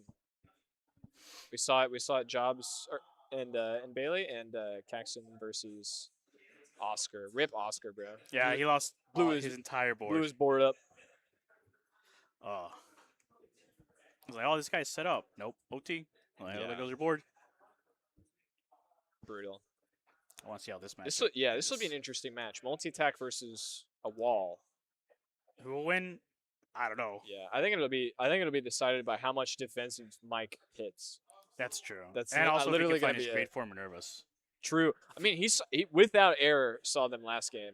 Yeah. So he seems to be doing fine on the consistency front, but I think Minerva might suffer from not having enough shield to guard like 74. That is true. And that's the one thing that big Minerva unit with suffers crit. Yeah, it might be a bad time. Especially with the Vanguard swings. Yeah. I mean, if his early game is competent enough, he might not have to deal with the big numbers for that long, which is nice. But like, it should be fine. I think Caxton's like chilling in this matchup. Yeah, well, this is his deck that he perfected, Sephiroth. Yeah. So we'll see. I will say, Yellow OT doesn't do a whole lot in this matchup. It does not. It does not. It does not. And I think Mike is on Red OT today. Oh, Red OT on Minerva? Yeah. I don't know about that one, Chief. He's in it for the multi tag. I like. He asked me to borrow it, and I was like, all right, man. All right. I think blue is better. Oh yeah, 100%. In this deck, especially with the amount of deck thinning you do, and you got triple drive Vanguard. You want to hit that like, I guess with no guard Vanguard, take 4 from the OT crit I hit, and another one. Especially getting pieces back from drop with the blue OT. Oh yeah. Yeah. Super useful. Like this PG that I just used, yeah, I'll put it back in my hand. Easy. I mean, with Minerva, especially in this match, might be guarding early, so he's gonna have nice stuff to add back. But again, he's on red. So. I see him running draws. I don't agree with it. I don't either, but I think he's trying to figure out. He wants to play more aggressively, and he needs pieces in hand. So I get the idea, but I think he's just is like trial and erroring this, and it's currently still draws. Yeah. Which is fine. Like, to each their own. But if I was playing the deck, I think I'd be on the standard like front blue OT build. But who knows? He might super surprise. He won his last game, so that's true. We'll see. Mike's an old head. I say old head. He played in V. Damn. And not G, but he played in V. V. Yeah. V premium. So he played Oracle Think Tank, and he asked me if there was anything like Oracle Think Tank, and I was like, there is exactly one deck that's just like that. Minerva. Yeah. Or well, there's Hexorb too, but oh yeah, Hexorb. It's hard to be like you should play crit stack and do 3 attack. That's true. Yeah. Is this still is it 3 or 4 now? I can't remember. For what? Minerva or not Minerva? Hexorb. 3 attacks. Yeah. You can get up to 5. 5. If you have 1 restander. You have Minerva, new Minerva. Now I say Minerva. Minerva. Yeah, Hexorb. Yeah. Hexorb. The new one says when you see a trigger, Soul Blast 1 restanding unit. Right. And then double your trigger powers of your personas. Not bad. So you have to let me know on these Minerva plays. What's going on? Or we have Reg Piece go to Soul? Oh yeah, because you Soul Blasted out. Oh yeah, dude. The other grade 1, I saw him put 2 on his grade 3 turn. I kind of didn't like that. Oh yeah? Because it's like that's one of your recurring pieces right there. He's doing it just for the deck then, but it didn't. Oh yeah, the deck then. That's why you do it for the deck then if you have no other choice. But other than that, especially if it's optional, you might want to just hold back a little bit until you see your pieces and settle in.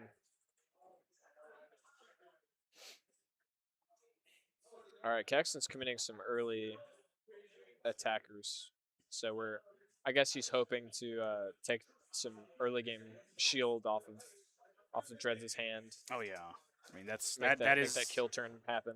that is what you should be doing against a Minerva player. Yeah, swing out. Yep, just swing out and get rid of their shield, Yeah. especially the combo pieces. Yeah. If you can make them discard their combo pieces. Ooh.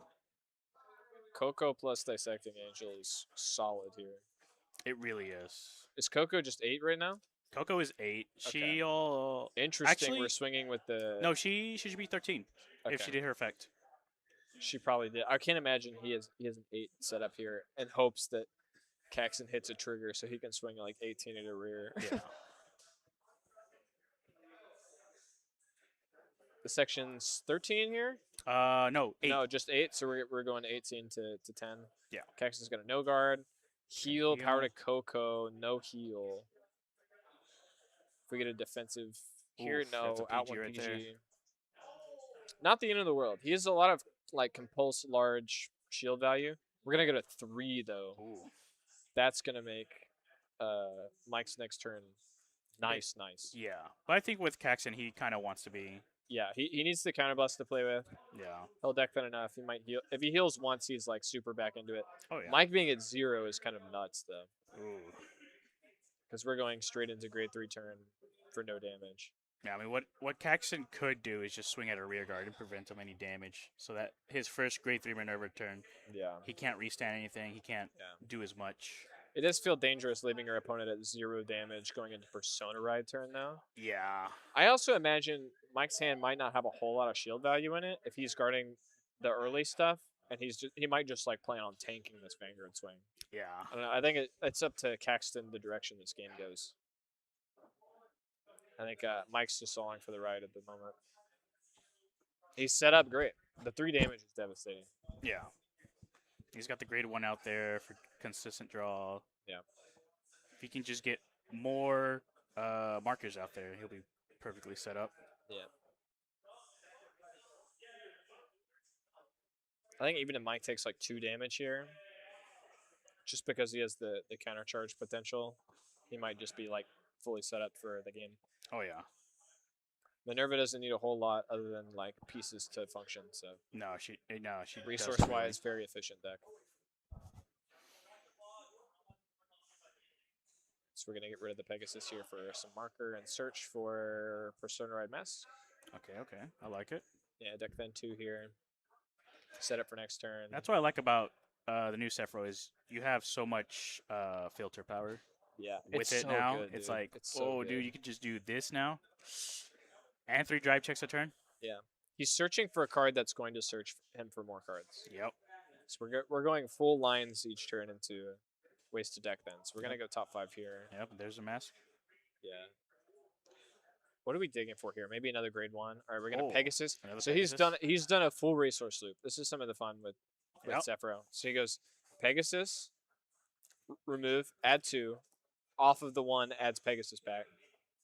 So next turn he can do the same thing again if he really wants. But I don't know how many masks he's playing. I think he might be on like 2 or 3 masks. I think it. I think Last I heard it was 2. I think he's on 2. Yeah. Yeah. So pending he hasn't opened the other one, he could do Pegasus with full creative license next turn. All right, and there is the 5. Yeah. And we're he's gonna get more energy as well. Yep. So he's gonna get another 5. So if he wants to, he can actually filter if he wants. But I don't think he'll be doing that. Yeah. The compulse draw is super nice against Minerva though. 'Cause all those small shield values are gonna just take away potential attacks. But Yeah. all right, we're gonna go 38 triple here. Ooh, first front. That's Front huge. is super solid. That is very huge. Nothing. All right. Crit. Very All very right. nice. So we're gonna put him to at least 2 here. Oh. We won't get the crit. All right, so we have a heal just for the defensive damage. And a Coco. Coco. Coco's gone. Yeah. So these attacks are going to be relatively large, but worst case scenario, he goes to 4. That one's going to be bigger. I think Mike's hand might be suffering on the defensive side, but he is set up pretty nice for his grade 3 turn into grade 4.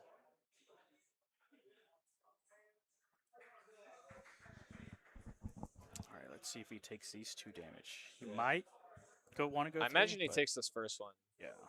Oh, Yeah. there's Angelica. Can he guard the other one?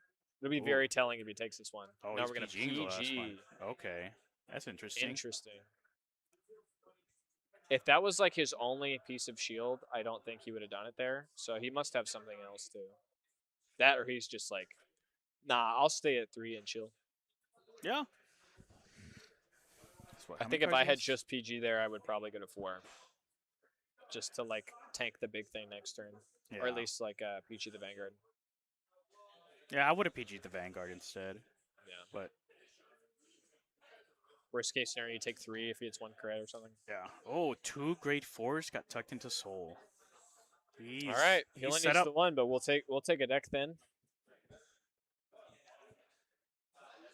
Yeah, this looks to be fine.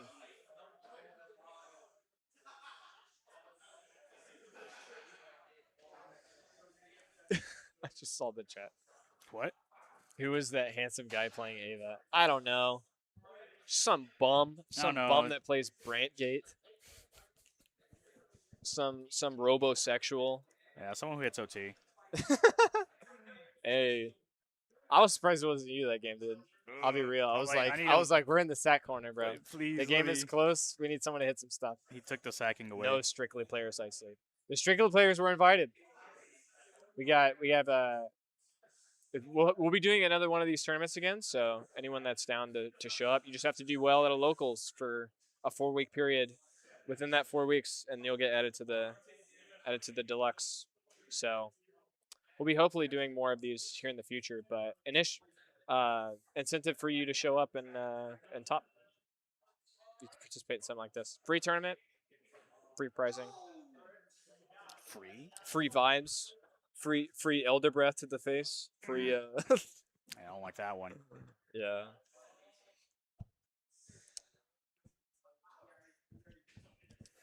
All right, the soul looks stacked here. The Soul is... there's Soul Blast. Soul Blast to fire regardless. What would you call here in the other front row column if you could call anything? What would I call? Yeah. I would probably want to grab and call an Angelica. Okay. Just so I can guarantee the attack. Yeah. Oh, he soul charged the PG. That's something I would do. yeah. That Yeah. is- You think so? It's a normal... Is it a trigger? No. No. It's going in Soul. It's PG.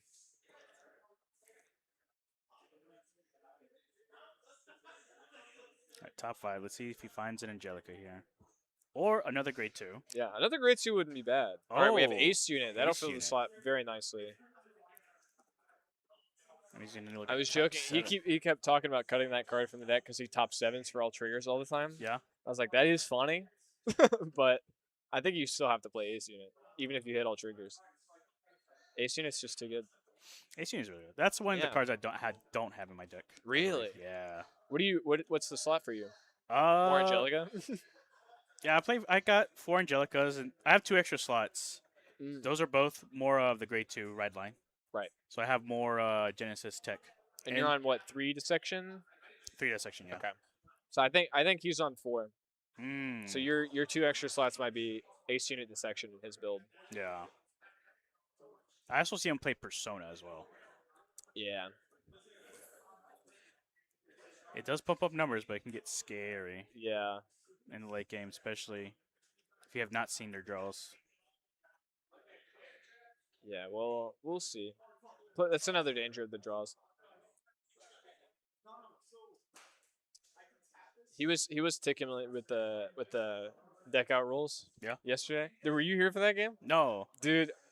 He was playing into Ray, so it was Alden versus Minerva, and Alden had 1 card left in deck, and this dude is comboing, and I'm like, bro, I have to say something. I was GOing, so I was like, I can't help him, and then I asked him, I was like, do you know the deck out rules? And he was like, oh yeah, if he doesn't have any cards in the deck at any time, he loses. It's like, yeah. He was like, okay. I was like, he has 1 card in the deck. And he was like, oh, I passed. And I was like, bro, I was like, you could have done that the whole time. He was stressing so hard. He was trying to make his like broken board work, because they're like, I think they were like 2 or 3 personas in or something. And he had a low deck count too, so he was trying to have to deck out himself and build combo. I was like, he has 1 card in deck. Pass the turn, bro. Take your win. You've set up. No, and Ray is hitting combo, quiet, bro. just like Taking it all in, dude. I would have been the same, dude. I lost the game to Tran like that when I started playing the game. Ooh. Yeah. We were playing Alden, or not Alden, Bastion and Bruce. And I was trying not to deck out. And then I learned about the deck out rules in that game because I decked out. And I thought it was like Yu-Gi-Oh! I had to wait for my next turn. I was like, this will be my last turn. Yeah.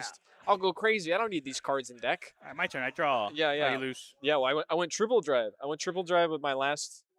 I had 3 cards in deck. I was like, we're just gonna hit all 3. It'll be fine. And then I hit the last one, and then Trent laughed at me, and I was like, what? And he goes, you die. I was like, what do you mean? You're dead. Hey. All right, we have twin cast and drop. Huge for Caxton. Ooh. A nice 50k shield available. That's what to I him. do like about Sephiroth. Yeah, That is a huge big shield. shield. That's a second over trigger shield for him. Yeah. So we got Minerva swinging here. Restand the grade 2. All right, does he mistime it? Oh, it doesn't look like he's mistiming it. Now, does he call the grade 2 out? Is the question. He's thinking about it.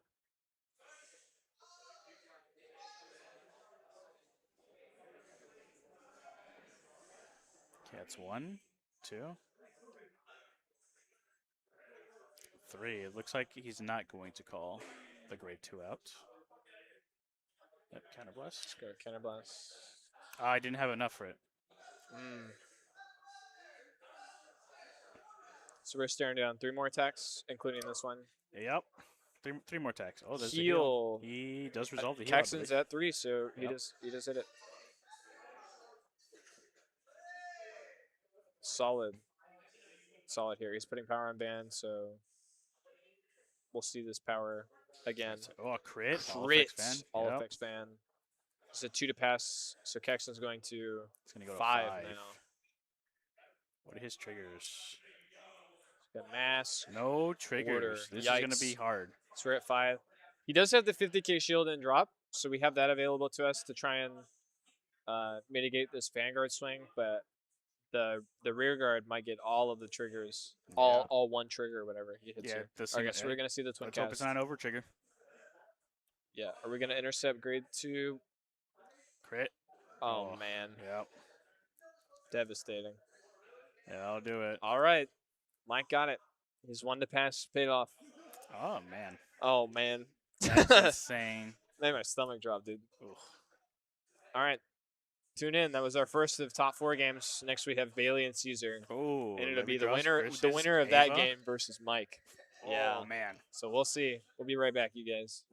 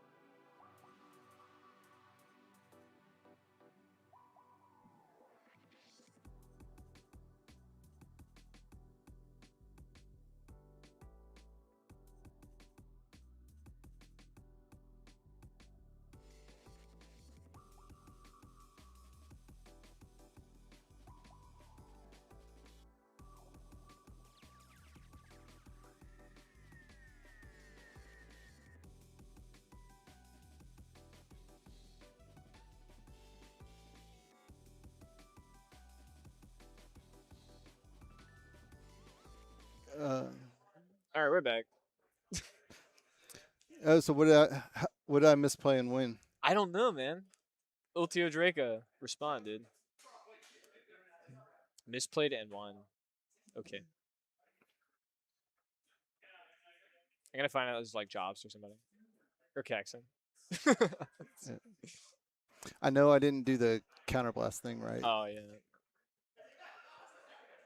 Everything else seems solid to me. Ava versus Levy Dross. Have you played against Levy Dross, Mike?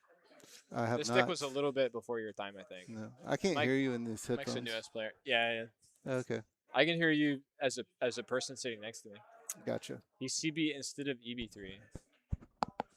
I CB'd instead of EB3'd. For what? Oh, for event? Vivian. For Biscotti? No, for Vivian to standard, right? Oh. I didn't even catch that.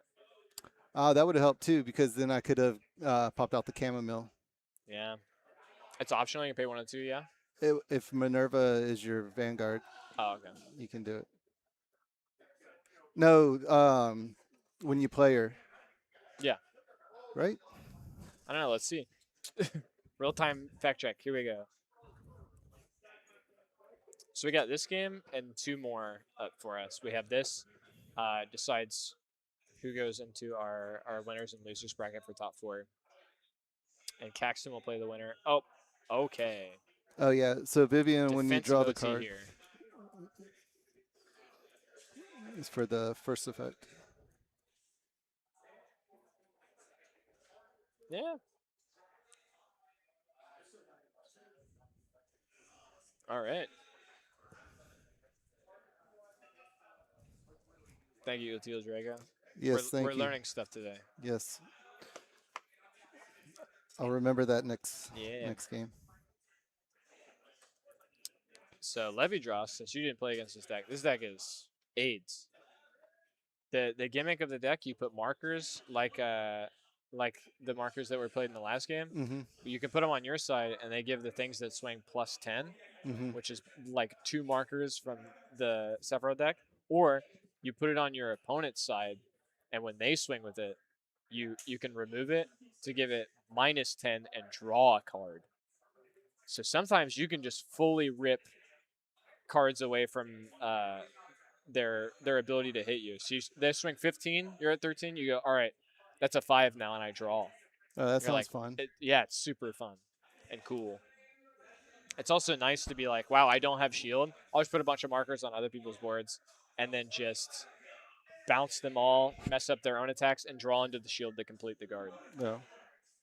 Take go like 23, you're like, all right, that's 13 now. I draw. Oh, I have 5k, 18, tier 13. You're like, I just guarded this for 5k and went net 0. Stupid.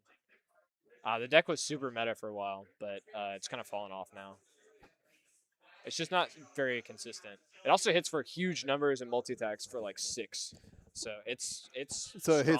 it hits for large numbers while decreasing your numbers. Yep. And its grind game is ridiculous.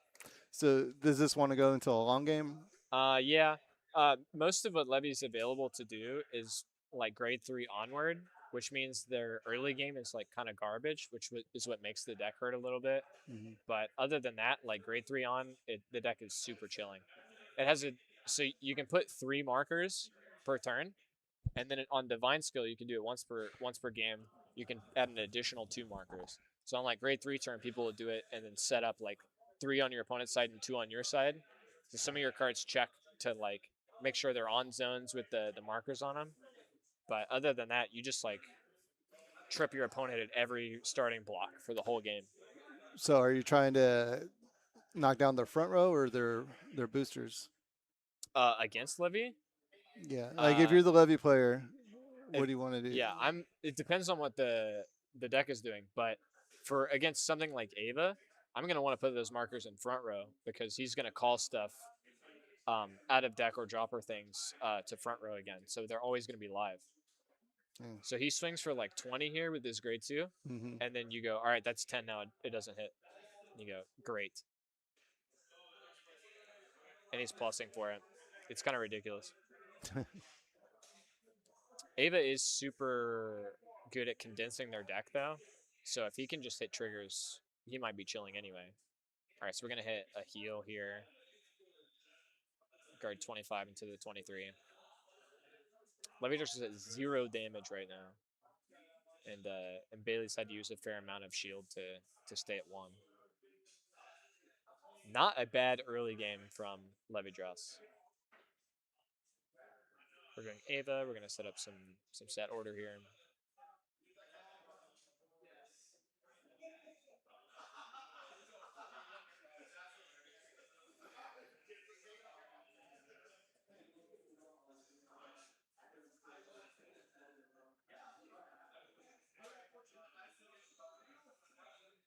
All right. Yeah, I played against the Ava deck before. It's solid. There's another guy here that plays it. Yeah, yeah. Chris plays it sometimes, and I don't know. A fair amount of people have the deck and just play different stuff. Like Jobs has this deck too. Mm-hmm. Ava's been good since release. It's just one of those decks. So you could. It's so consistent and so like solid that you could take it to any event. It just might not be like the best thing in the room, but it's definitely not going to be the worst thing in the room. Mm-hmm. Especially if you're a good Ava player. You drag the game out and then can take everything that's not a crit in your deck out, and then hit OT, which is exactly what happened. So, It's kind of like Luard. You want to just stack those crits up? yep. Rip every card that's not a trigger out of deck. Levidros has some absurdly powerful like secondary stuff it can do. When it rides up to grade 3, he's gonna look at top 5 and add a card. No limitation. So he can add Persona Ride if he needs it. He puts the other grade 3 for Levidros into Soul for the Divine Skill, so he can add that. He can add Persona Ride, add those PGs. Oh, I'm missing a grade 2 unit. Grabbed it. It also has some. I played Levidros for a while. It has some fun lines for multi attacks. There's a squirrel that you can put in back row that can swing on its own and boost, and you just put a bunch of power on it, so you just have it hop around the board boosting stuff. Oh, that's cool. It's pretty fun. Also, Levian's on like almost no cards on board, Mhm. like 1-2 cards on board. So Bailey's not gonna get a whole lot of value out of this grade 2 Obscurity that swings to the front row. Yeah. It'll do it this turn, but So it does that because it puts the markers up there, and so there's not as much need as for boosters. well the cards remove themselves sometimes. Oh, So okay. like the grade 3 will retire itself and draw. You don't care if the grade 2 dies. The squirrel's going to be left in back row, so you can't interact with it in Ava at least. So a lot of cards that would be targets for removal are just not going to be there. Also, you're playing stuff like Hooli, which is a grade 2. You just play it, counterblast, play something from drop, and this grade 3 comes back from drop for her own effect. So you can kind of remake your board with like 1 card in hand. So you play the 1 card, bring back the piece that retired itself, the grade 3 comes back, your board's done. Nice. It's super icky. It also has a grade 2 that it can attack from back row, and you energy blast to look at the top of your deck. You add 1 and you leave 1 on top. So if you see like a piece and then a crit, you just add the piece and put the crit on top. So, I like that. Yeah, it's I like doing it. I don't like when people do it against me. It's just funny because it's a Stoicheia deck, so it's not like in its wheelhouse to be doing that. But just randomly stacking your deck while thinning for pieces is kind of nasty. Levy's just really solid on a lot of fronts. It just it was one of the best decks in the format a while ago with like Rez and Varga, but all of those decks have seen some form of hate. I guess Reziel is because people are bored with it. Varga, there are like better Dragon Empire decks to play. So if you're gonna play the best Dragon Empire deck, you're gonna play like Bob Sagra or Vergila or something. And then Levidros got hit by the ban list, but it's in December. The card that was limited, they put the grade 3 to 2, so you would miss seeing it. But it goes back to 4 in December, so we'll see if there's a resurgence in Levidros players. Yeah.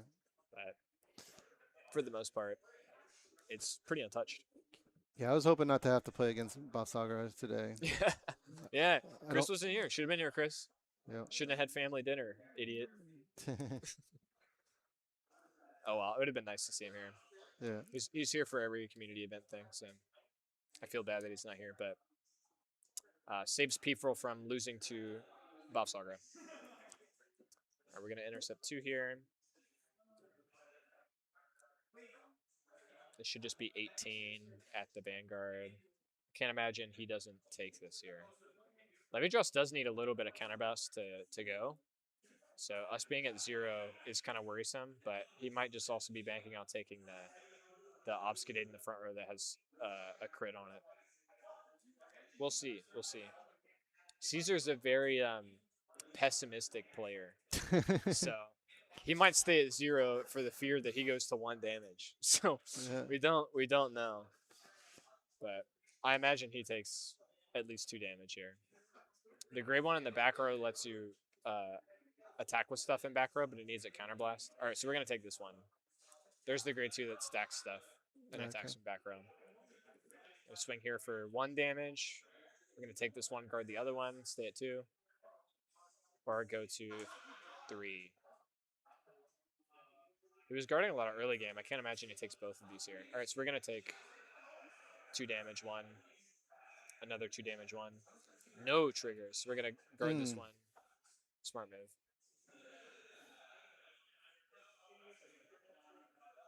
All right, Levidraws gets to do the magic here. Let's see if we have the original grade 3 in hand, because we're going to discard for Ride, and then grade 2 lets us search top 5 to add something. We're looking for, do you see the grade 3 in damage? It's like the middle card. Yeah. We're looking for one of those. So you can put that in Soul for the cost of putting 2 markers down, or 3 markers down, and then he can Divine Skill because that's in Soul to put 2 more. So he'll put 5 markers this turn if all things go well. So his divine skill is 2 extra markers? Yeah. And that's anywhere on the board. Yeah, yours or your opponent's. I think with the Divine Skill you have to put 1 on yours and 1 on your opponent's. So if you're planning on doing it, you put 3 on your opponent's, or 2 on your opponent's and 1 on yours, and then Divine Skill, put 1 on theirs and 1 on yours. The goal is to have 2 on your side and 3 on your opponent's side, and then from then on you just keep putting them on your opponent's side. Or unless you're going for a kill turn, you just like put them on your side. Do they stack? Yeah. So if you have 2 of them, it'd be -20. Yeah, but they only get to activate the once, which means if you actually no, you get to do it multiple times. So yeah, they do stack. It's not bad. Most of the time, your numbers are good enough without the markers doing a whole lot to carry you. I think you'd rather your opponent be tripped up and makes your guard life a little bit easier. Doing your full turn and like recycling and doing everything, you get a few cards at hand, but when your opponent starts attacking, you being like, all right, I don't have to guard some of these, and also I'm going to draw cards, just kind of separates you from the value your opponent's established. So you can just kind of like create a level of distance. So if he has the squirrel thing, it'll put it behind this grade 3 here. So we're on. So we have 2 markers in back row. So we're divine skilling here. And then divine skill, we're gonna put 2 more. Yeah. Yeah. So there's the squirrel. So this is ideal Levidraws board state here. It's an odd-looking squirrel. It is an odd-looking squirrel. They're all like kind of goofed up. So we're gonna swing Van here. We're gonna counterblast. Choose the squirrel. It'll get +5 and can attack from back row.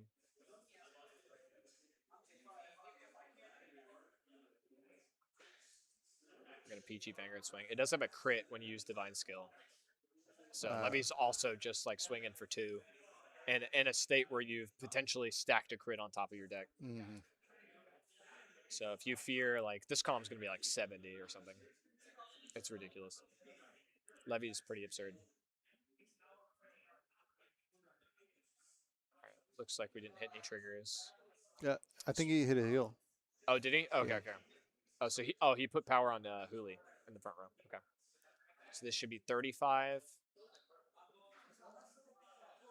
And then we're going to swing with a giant squirrel here.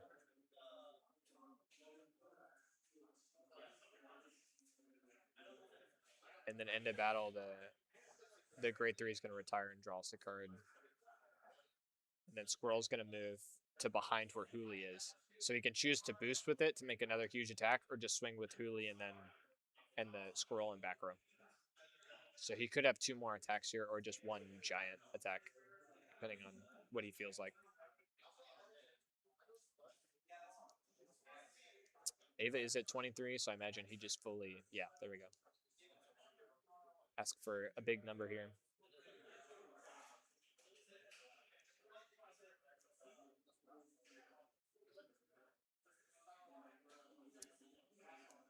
Yeah, this setup is gonna be pretty devastating for Bailey if he doesn't figure out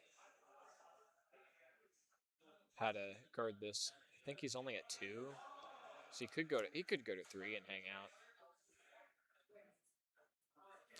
And Bailey wants counterblast, right? Yeah, he doesn't want a surplus of it, but he doesn't get advantage for like taking extra damage, but he does need a little bit. Same with Levy Dress. Levy Dress only really needs 2 max. Play 1 for Huli, the grade 2, and then 1 for the Alpina in the back row, or Alpin. All right, we got a Blitz order here. It's going to guard for like 30. Okay, so we fully guarded that one. It's We're a going to sweet stay at looking 2. trigger. Oh, yeah? What? They're the Koro ones. It's like, they're cheap, super easy. They're all for Brent Gate, though. The ones that look like that. Yeah, I don't need to get into another nation. Might be worth for Korokoro. Korokoro's got a weird thing where you can build the deck um, in it's a nation, like the Korokoro nation, Uh-huh. or you can play them in the nation that they're a part of. So like decks like the card on that unit is, or the unit on that card is black, Uh-huh. and he has his own deck, but you can play him in like a Brant Gate deck, and you can't play any of the Korokoro generic cards. You just play like Brant Gate generic stuff, Hmm. or you can play it pure Korokoro, and it's fun. It's a fun. You should talk to me and Caxton about it. We built all the Korokoro decks when they came out. They were fun. Grandpa, we love Grandpa. Grandpa Black Chrono. Um, Bebe Bebe Be. That's literally the name of the card. It's so stupid. It's like a super serious muscular baby.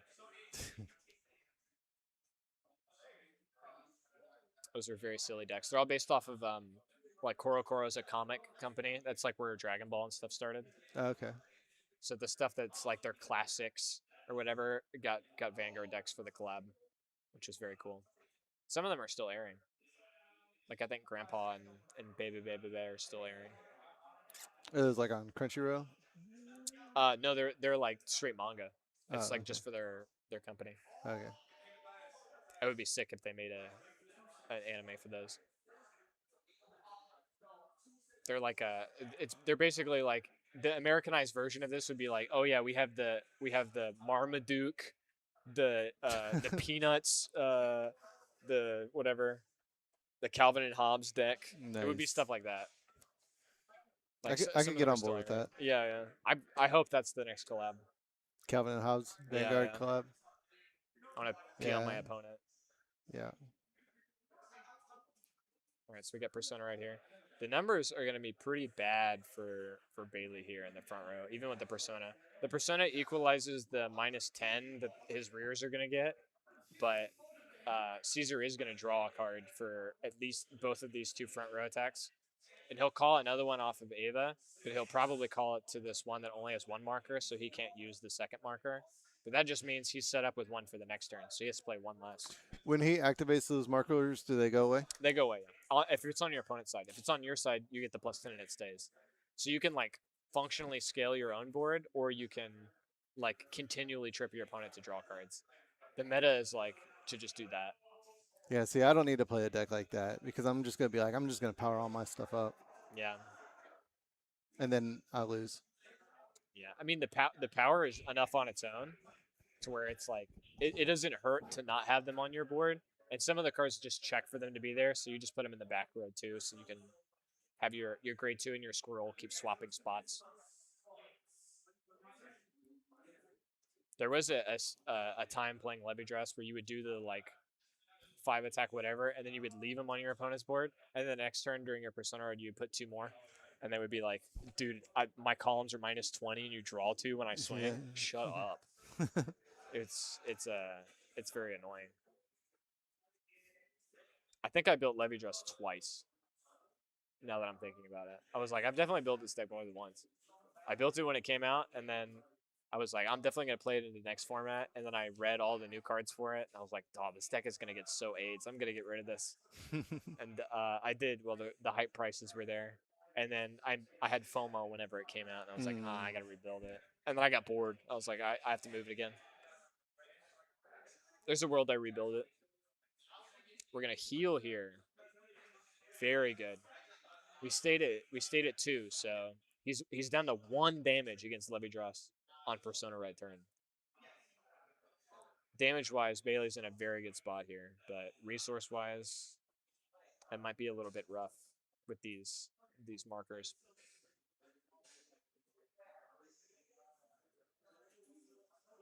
How's Caesar's hand looking? Yeah.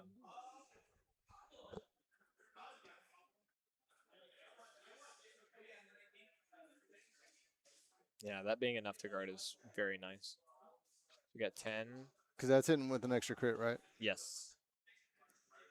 So we got Persona Eye plus 10 plus 15, the 13 of itself, and the 10 booster. He's like, all right, we're going to minus 10 that, draw a card real quick. Just being able to like draw into a PG in the middle of your battle is like ridiculous. There we go. Yeah. He might have drawn into that. We won't know, but yeah, he PGs here. It goes back to regular Ava, and then Levy Dross has Persona Eye turn. Bailey did waste a fair amount of guard on the last turn. He did see Blitz Order plus Trigger for drive checks, so we know he at least has enough for like 2 attacks. But if Caesar has Persona Ride here, he's in a good spot. I don't see the Persona Ride, so we got grade 3 going back. Uh-oh. Albina. All right, we're gonna put another Levy Dross in Soul for the markers. Place 2. So 1 here. Do we do 1 on our own board, or we do greedy and put it on somewhere else? Yes, we are greedy. Caesar is this dude.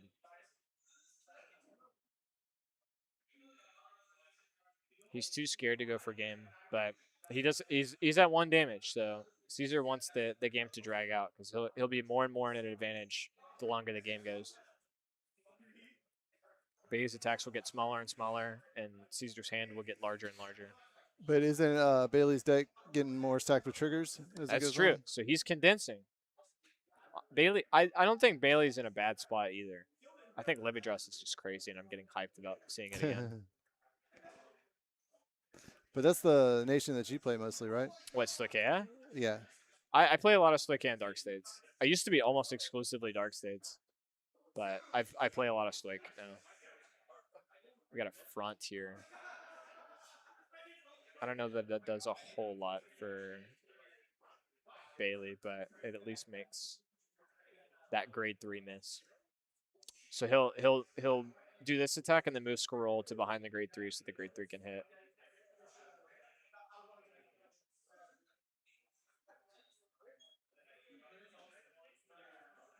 Yeah, you picked the sweet spot to come back to the game.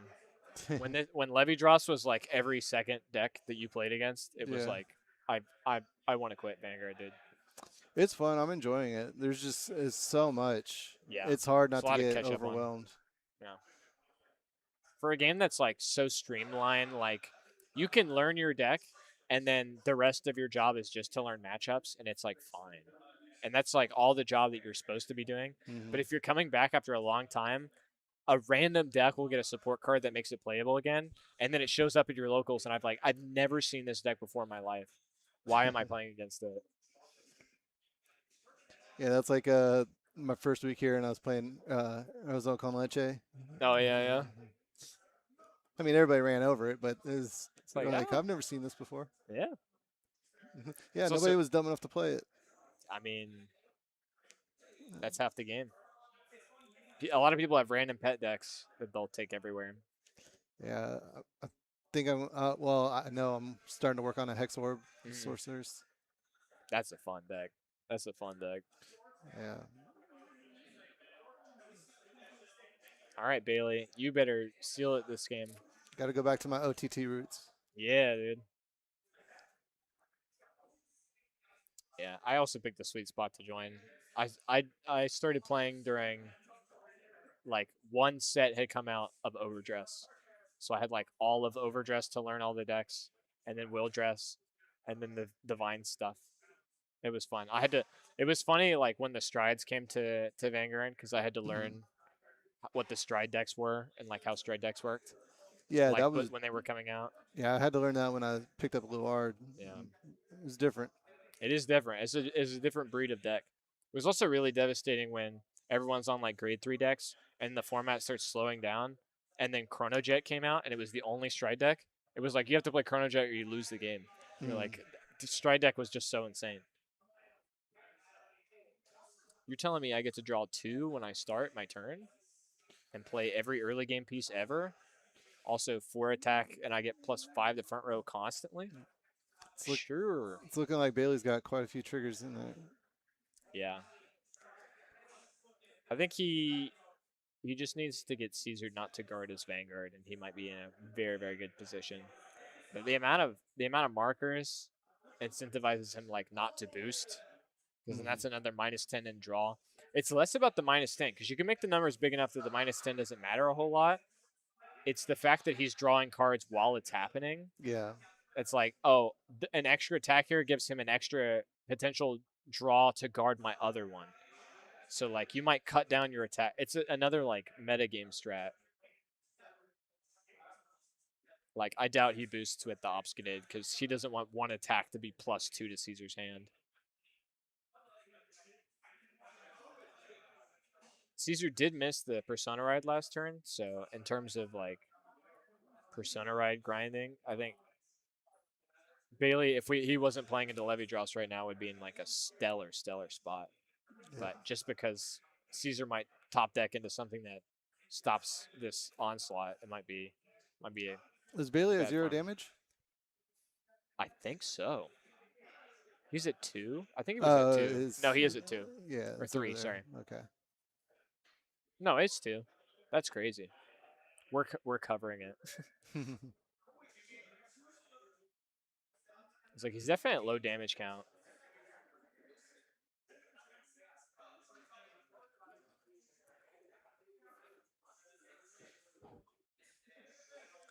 Does he know about Ragnarok collab, and will we get support unlike Token Ramen? Dude, Ragnarok collab was so good. That made me want to play the game even harder. Like it made me want to quit Yu-Gi-Oh so I could just play Vanguard full time. There was have you heard of Record of Ragnarok? I have not. It was a manga that got somewhat popular that they were turning into a show. And it was the gods of every religion and canon have like a meeting once every 1,000 years to decide whether or not humanity dies or not. and humanity basically they were like, this is the year we get rid of humanity. And the Valkyries are like, yo, we're half human, half god, so we're gonna like vouch as like a mediator or whatever. And they're like, all right, we'll just have a tournament. We'll have a fighting tournament to decide whether or not humanity gets lived. Humanity wins, we stick around. Gods win, we die. But we'll give them like power ups basically to make them able to fight the gods or whatever. And that was what it was about. And they made a collab for Vanguard that was like the first season, the first few fights, each one of those characters got a deck, and it was so fun, dude. It was like Zeus versus Adam, like the first man. Yeah. Dude, it was so fun. It was like Poseidon versus like Sosuke. I forget his last name. It's like the worst samurai in history. It was like a guy known for like losing all his duels, but he like kept living, so he was just like getting better and better. It was funny. Well, There was a bunch of cool stuff like that. kind of like me Lubu. in this game. Yeah, dude. Tojiro Sasuke or whatever his name is. It was fun. I topped the locals with Adam once, and they never let me forget it. I wish I could play Adam, dude. So they're gonna redo that? No, they haven't announced anything. There was a season 2 that got released, and we got nothing. And that was gonna be a stacked season. We were gonna get to play like Hades and Buddha, and I was like, oh, and Jack the Ripper. Jack the Ripper was one of them, and Hercules. They just like throw Jack the Ripper in there? Yeah. They were like, we need someone that's like probably deadly enough to kill a god. And they were like, we'll just give Jack the Ripper like infinite weapons, and he gets to fight in England. He got like home field advantage. He won. He beat Hercules. Yeah.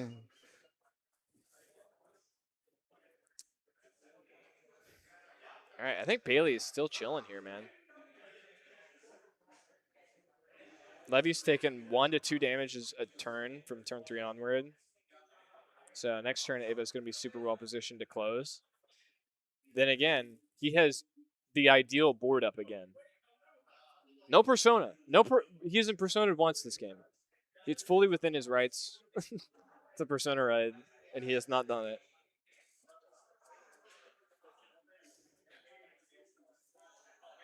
All right, we go 35 Van. Or 30 ban, sorry.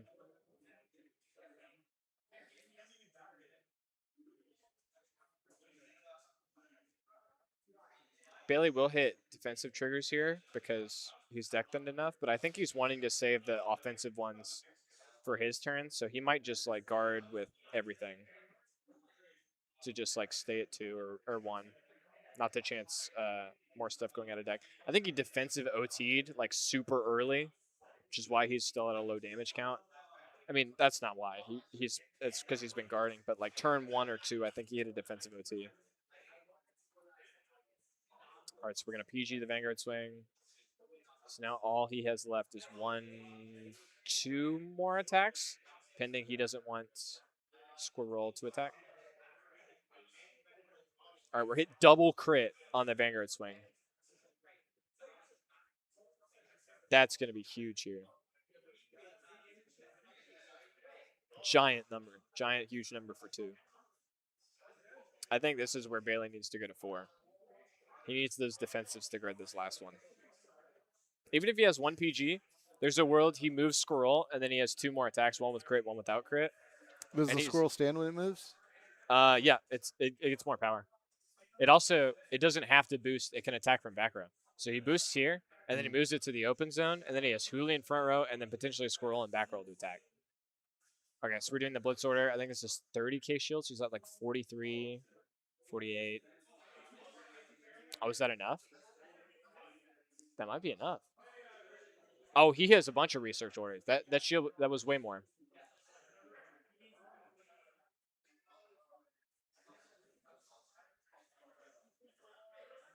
Okay, so we are going to boost. We're going to cut an attack here just to make this huge. PG. Bailey, you are a mad lad. He guarded every attack this turn. He's staying at 2, man. That's crazy. Discard a heal for this. What must your hand look like, Bailey? All right, time to build a board with 3 markers. Caesar is currently looking through his deck, his grave, and and damage for probably heals. He might not have enough guard here.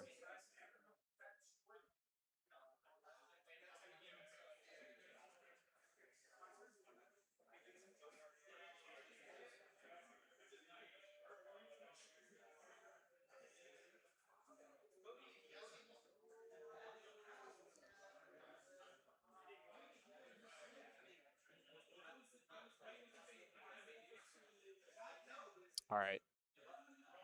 Double Imgur. He puts the Imgur back and gets the other grade 3, so he'll have Persona Ride this turn. So he's not getting the -10 from the front 2 triggers. I'm really curious what kind of board Bailey's going to hobble together here. I imagine he used the majority of his hand for that guarding that last turn. I can't believe he stayed at 2. That's ridiculous.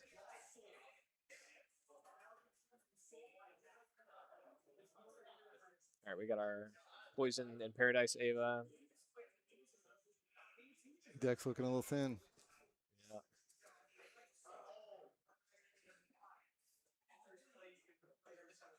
All right, we're gonna top 5. All right, we saw the monster. That's fine. That unit is super useful here, but his whole deck is triggers.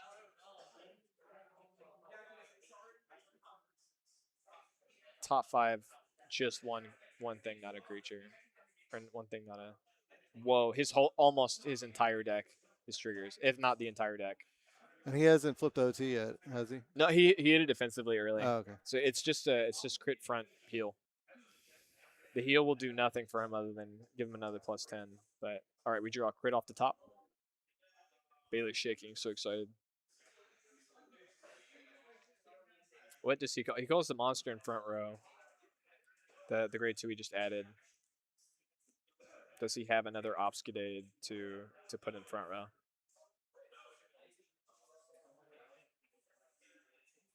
He's showing Caesar's asking for a trigger count. He's asking for a crit count. 3 scene. We know his hand has at least 1. There's a lot of crits in deck still.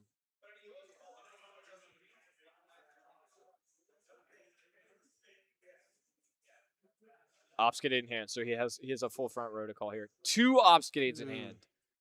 Okay.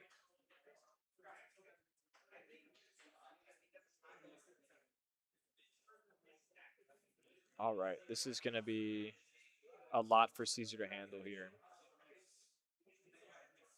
I imagine he has enough for the beginning Obfuscades, but Ava's going to call one on her attack.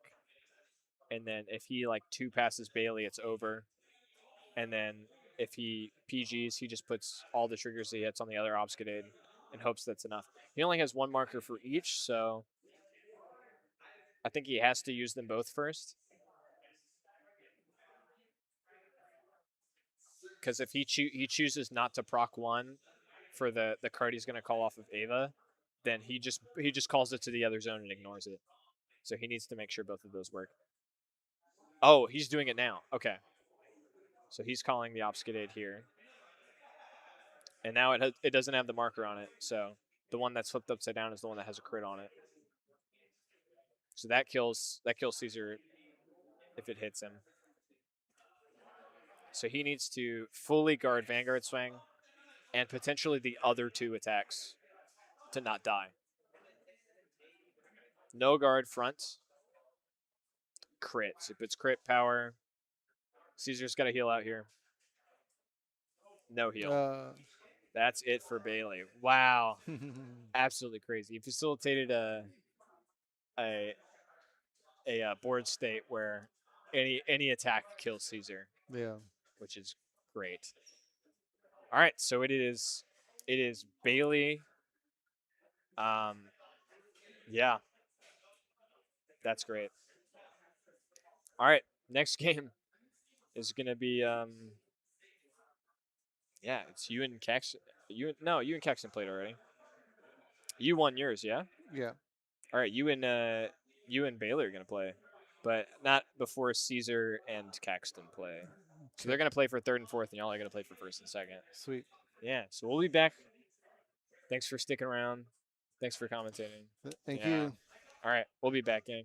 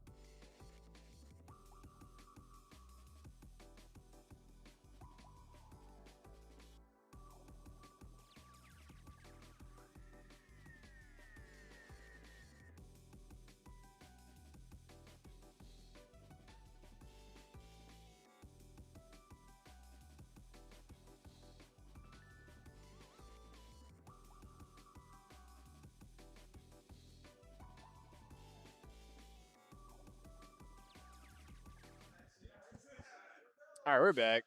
So I'm getting further and further off camera. I'm gonna move it real quick.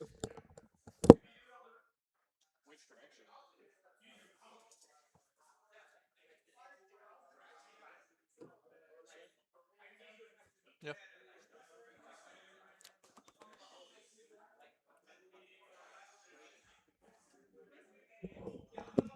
All right, Levy Dross versus other marker deck. We're gonna see 100 markers on board.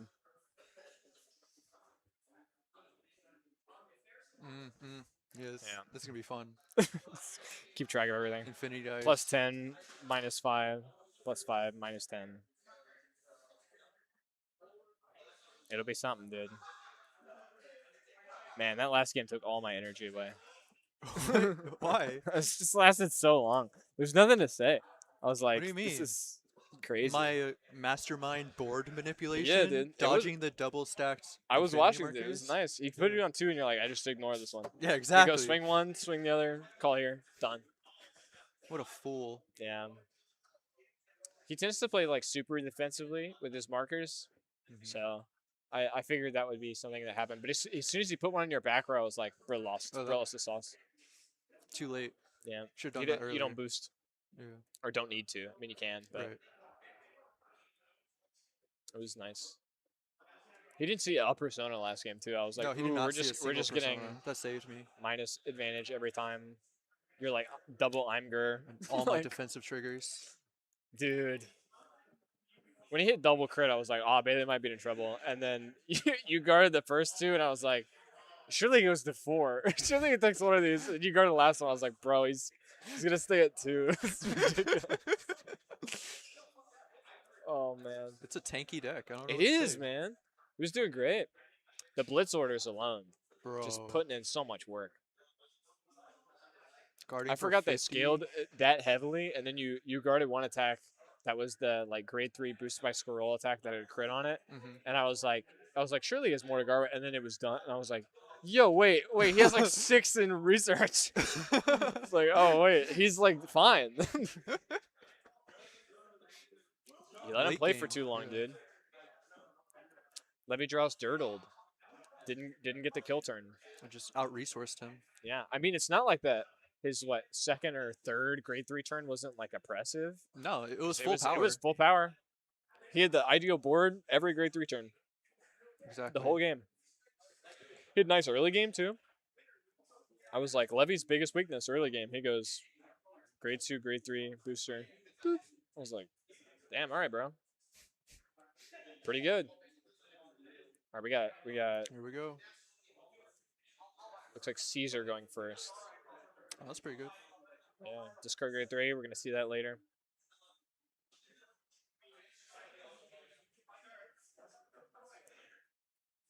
Pass back. Gonna write up for Caxton. I would figure that Caxton's in a relatively great spot in this matchup, just because he's only ever getting the minus 10 the one time. Caesar should feel more like empowered to put more of the markers on his side, because he's only ever going to have 2 proc on Caxton's board ever. Yeah. I mean, he could go for boosters, but like my grade 3 swinging for Already big enough. huge numbers. Also, he'll probably hit like front something. Yeah. Uh oh. Uh-oh. What just happened? Hold on. Oh. Oh. Oh, someone's Jordan's adjusting it. moving them. Okay. Thank you, Jordan. You freaked me out. I told him try to like line it up with the paper mat. Yeah, So yeah. that's what it's centered with. Excellent. Thank you much.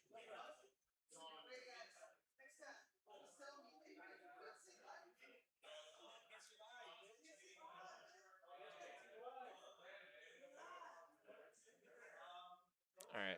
It is nice Levy can commit very minimally in the early game against this deck specifically, because he doesn't need to rush it down that hard.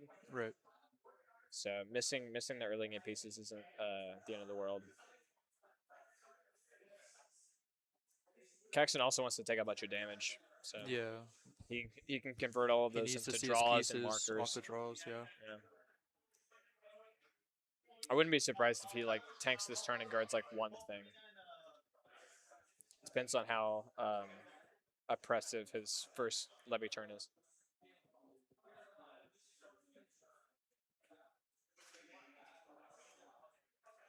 We haven't seen the put in. Or we have Okay, the original alright. levy for soul, Mm-hmm. so we can do our 5 for divines here.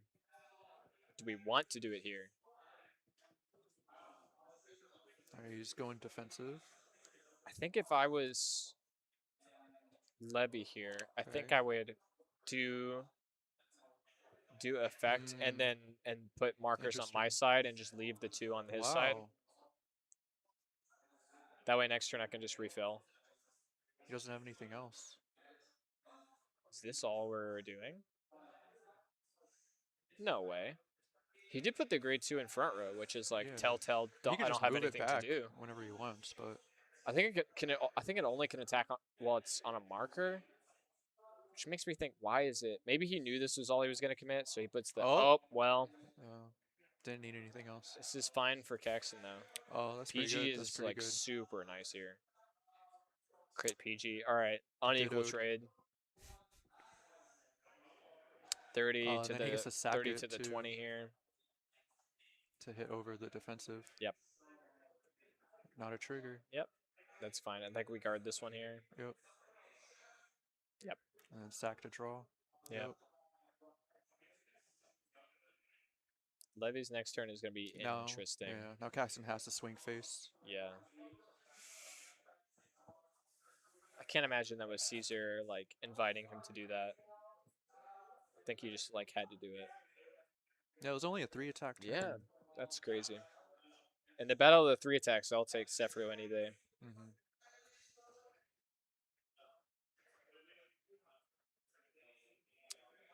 There's a world if I'm Caxton that I just go swing with Van, Mm-hmm. just to like pass turn, Right. just to make him kill a turn with no card advantage. Yeah. Apparently he 'Cause doesn't have he gets any other pieces. He gets +2 from the markers. He gets +2 in hand from the markers. But if he swings here with like no marker effect activation, he like has to tank the Vanguard swing, or he wastes the PG on it. And then next turn he has to put markers somewhere, and he's only able to proc 1 at a time for the front row. So he's like, I guess I just have to put him on my board, which isn't the worst thing. But also, I don't think he has enough to like make use of filling his board with markers here. I would hope he draws some combo pieces, but I can't imagine things are going too well. Searcher?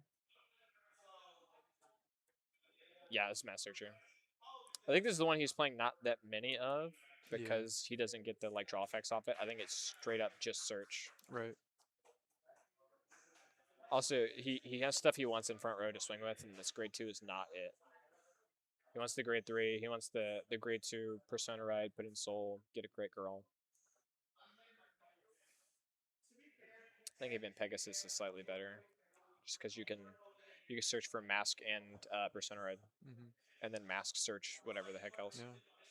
Maybe that's what he's hoping for off this mask. Yeah. There we go, Mask.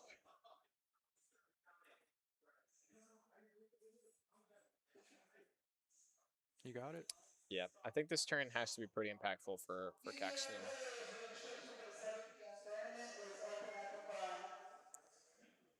Man, being at 3 is brutal, but he can kind of turtle from here on. Yeah, you can just So keep deck spinning. it's not the end of the We'll world. probably see triggers here. Yeah.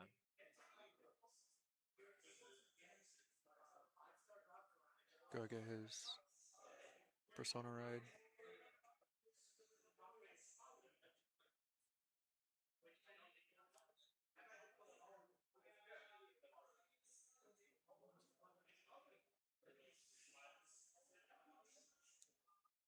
All right, we're gonna add a Mask for next turn. Free discard for a PG. Right. Got Persona Red. Yeah, I think I'd take Sephiroth in this matchup like 9 out of 10 times, which is such a bizarre thing to say given Levy Dross was so well positioned last format, or 2 formats ago. I don't know. We'll see. Levy Dross has a sort of an advantage. with the damage. True. The crit did help close the gap a little bit, given he doesn't have that much committed to his board, being exactly one marker. All right, we see the big goofy grade 3. You found the goop. Yep, And he gets a. Oh, did he already proc the draw? Off I the think so. grade Yeah, 1? yeah. That or he hasn't resolved it yet. No, he did the counterblast, so he got it. Okay. Ah, Dissection dissecting. Angel too.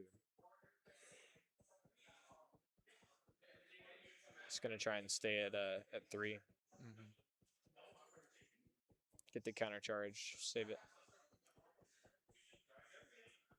EB7. Yeah, we get our draw. Anything else? So we get our EB5 Found or another whatever. booster. There we go. Yeah, here's another one. Missed. Oh. Swing here. I think Levy just takes this, yeah, or we This waste the is PG. I think Caesar 51, wants right? to drag the game out, so the PG is coming down Yeah, here. this is 51. Yep. Nothing. Pegasus off the top. Front trigger. Front is Big great. number. Saves the -10 he'll get from the 2 markers. Heal trigger. Heal, highly impactful here. Does he have 2 soul? We're going back to 2. Okay. He could does done have it 2 off the soul. front. Yeah. Are we saying he could have procced it on the front and not Yeah. the yeah?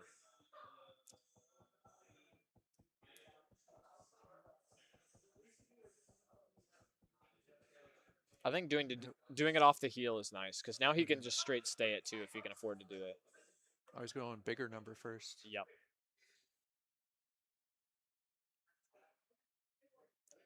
All right, big number. see him taking Caesar's this. gonna take the marker here to draw. See if he can He better take draw a some combo defensive pieces. off of this. I mean, worst case for Caesar this turn right now is draw 2, take 2 damage, and go to 3. Ooh, Persona. Yikes. It's the worst damage for Caesar. Especially with the other levy and damage too. It's running out of good scalable cards. Then again, I think he's probably digging for pieces here. There we go. Anyway, based off of how lackluster that grade 3 turn was. Does he have it? Oh! Yeah, he does have it. All right, save himself some grief here. He's just nice with it. All right, we're going to Soul Blast, get our grade 3 back. Oh, no, we're Soul Blasting for Divine here. Mm-hmm. For the 2 placement. So now we need to, we haven't done Van Effect. Imagine Van Effect is put it on the other front rower and then your left column gets markers. All right, we have Scroll grade 3. Oh? Does he have full combo? Oh, now he does. Hooli, bring back something. Do we have the grade 2 in Yeah, drop? he has the grade 2 from earlier. Oh, he did. Yeah, he popped it off the grade 3. Yeah, full board. We're good. Persona Red plus full board. Caesar is back in the game. Kex's hand is ridiculous. He draws a lot. He in the does main draw a lot. phase. He also has a lot of like high quality shield value cards. He wants the game to drag, so Okay. his Vanguard skill? giant attacks become less and less guardable. So there are 2 on the grade under the grade 2 on Caxton's side now, which is there? interesting. Yeah, Are you sure? I think so. No, I think there's only 1.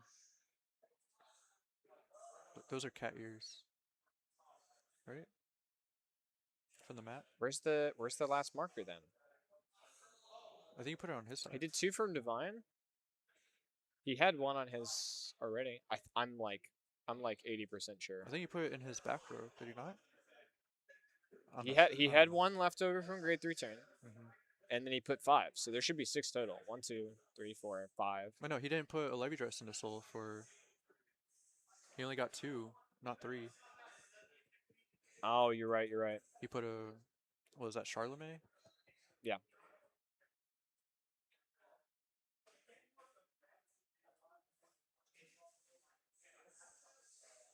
huge number here for crit. There's a world Caxton takes this and just goes to 4 to save for Counterblast next turn, not want to waste the guard. Oh. Crit, it's going to be huge here. Ooh. Solid target to heal, though. Right. Plus 50k shield, given he heals that. And he is at 4 to Caesar's too, so he'll see the heal proc if he can Another big number. check it.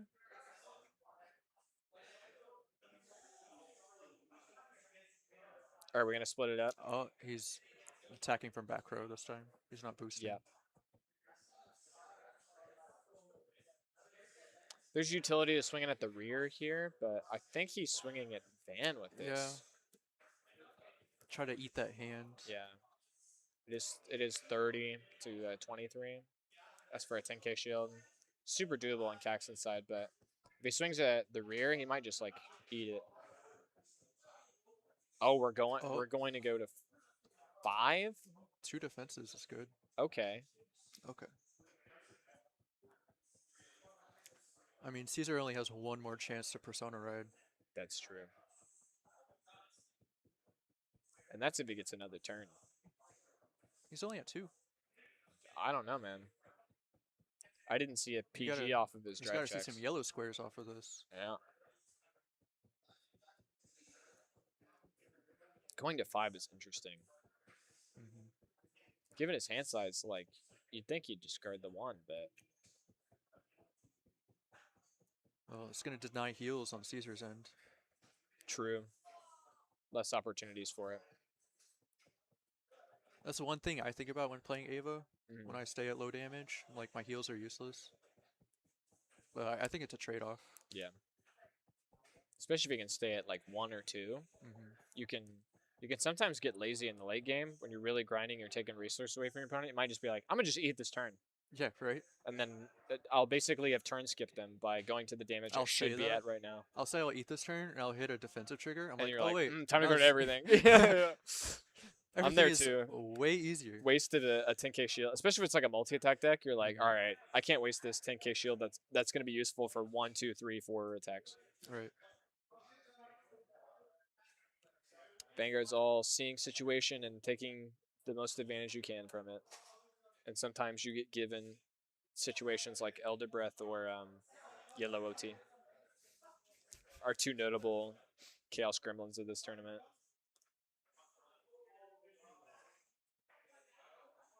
All right, we saw the grade 2. We have Persona Ridden, so there is threat of a crit from a rear guard this turn from Caxton.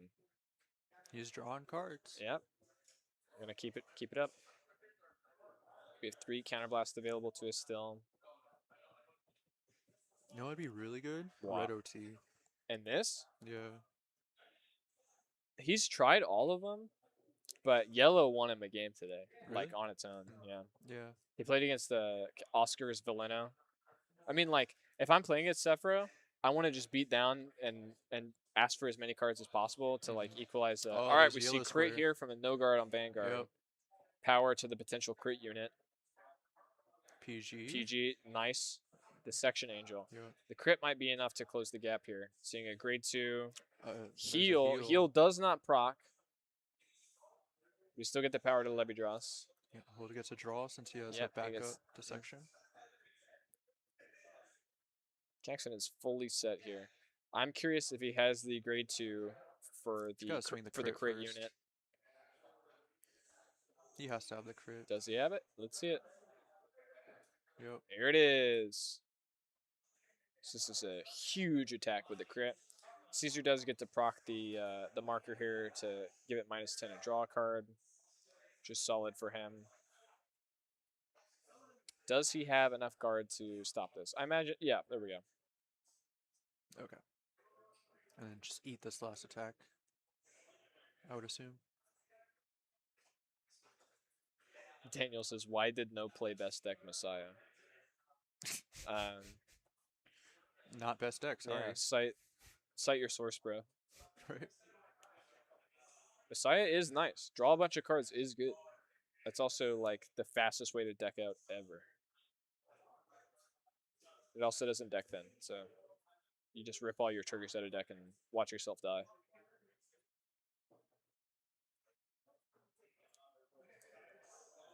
front. Dang, what a waste.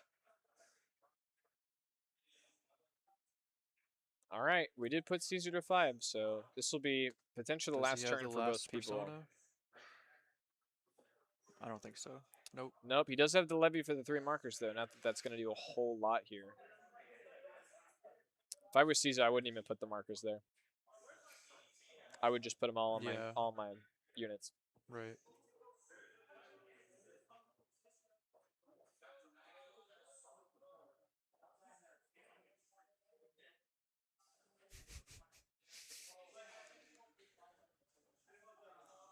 If you're not What decking does this out, PP Dragon do? you're not even playing the game. True. Everyone has to deck out at some point. Okay. With that, he has full board. Yep. We go Meteoric Habitat, grab Huli. Huli grabs grade 2. And we're set. It's just a low power turn. He has to see triggers. Yeah, for real. Missing the persona does feel really bad here. Dude, Caxton has a deck in his hand. Yeah, you should have went more offensive. Yeah.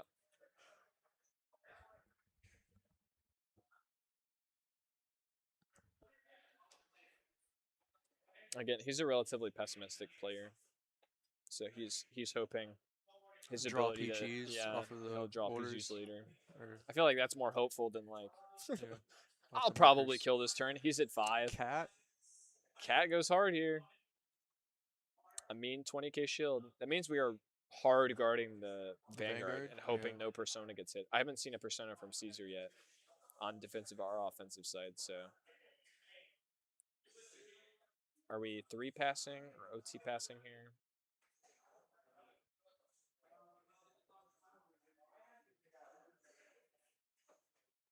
You better not. He'll If hit he it, sees bro. OT, that's game. He'll hit it. Yeah. That probably means he doesn't have a PG. All right, so we're gonna just throw some more guard here to make sure it's OT pass. What is it? Caesar, I can't see it. Oh, there. Oh Yep, man. GG. Oh man. Oh. That's what we said it was gonna be too. And it's for 2, man. Yep. Oh. That is Caxton is just upset. Yeah. You I see would be it. too, man. Yeah. If he had a PG in hand, it's more devastating because then it's like a potential like player error or like a judgment call thing. But the fact that he is playing like if he PGs and doesn't have a second one, he just puts the power on scroll and torments you with it for 2 more attacks and then moves crit somewhere else. So it's Right. like it becomes you need more and more PGs. So I think in prep for that situation, if he was holding on the PGs, He would have needed 3 PGs. yeah. Yeah. So you just give That's the ridiculous, dude. 100 million to the restanding booster. Yeah. Wow. Amount of games decided by OT today. A lesson for you all. Anticipate Get it. out of the way early. Anticipate it constantly until they hit it and you Make go, it a oh, fair thank game." God. Yeah, or you watch them guard with it and cheer silently to yourself. Oh, I said, it's not in the Mike, deck. 50k shield, yes. I don't know. I played against Xavier this week and he searched at fencing roar, and then I stopped fearing OT the rest of the game because I knew he had it in hand. I was like, nobody searches that card if they don't have a 50k shield to recycle. All right, that was our 3rd and 4th place. So we have Caesar in 3rd and Caxton in 4th today. Next up, we got Bailey versus Dreads for 1st and 2nd. We'll be right back.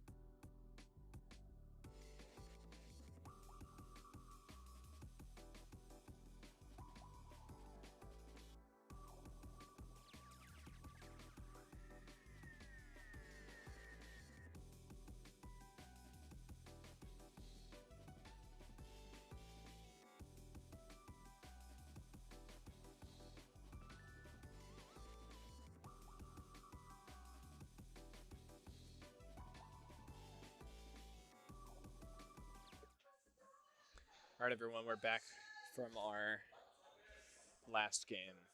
This is the final game of our deluxe tournament, top 8. We have Minerva from Dreads, as well as Bailey's Ava. Ava has been tearing it up tonight.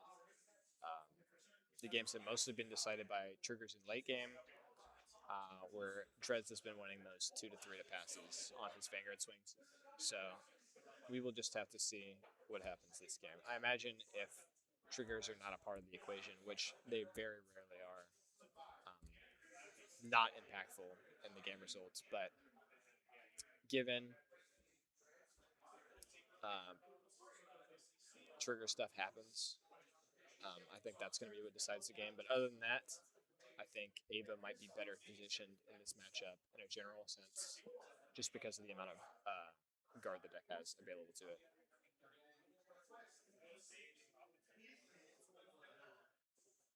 No co-commentator. Yeah. I was going to have Caxton, but there's a level of salt in the air. So we're going to go 3. Looks like Dreads is going to have the pick up first and second. I imagine he goes first here.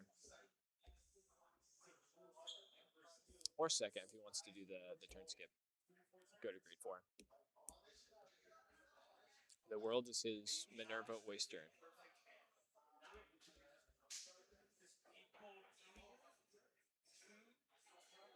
Bring Caesar. I'll bring Caesar for you, Daniel. Caesar, do you want to commentate? He said no, Daniel. Sorry. Daniel asked for you, bro. You can come for Daniel. You don't have to stay the whole time. Get over here, Caesar. Are you gonna make it this way? There you go. I've never commentated before. It's fine, dude. We just have to watch a game. All right, Daniel. I brought the boy.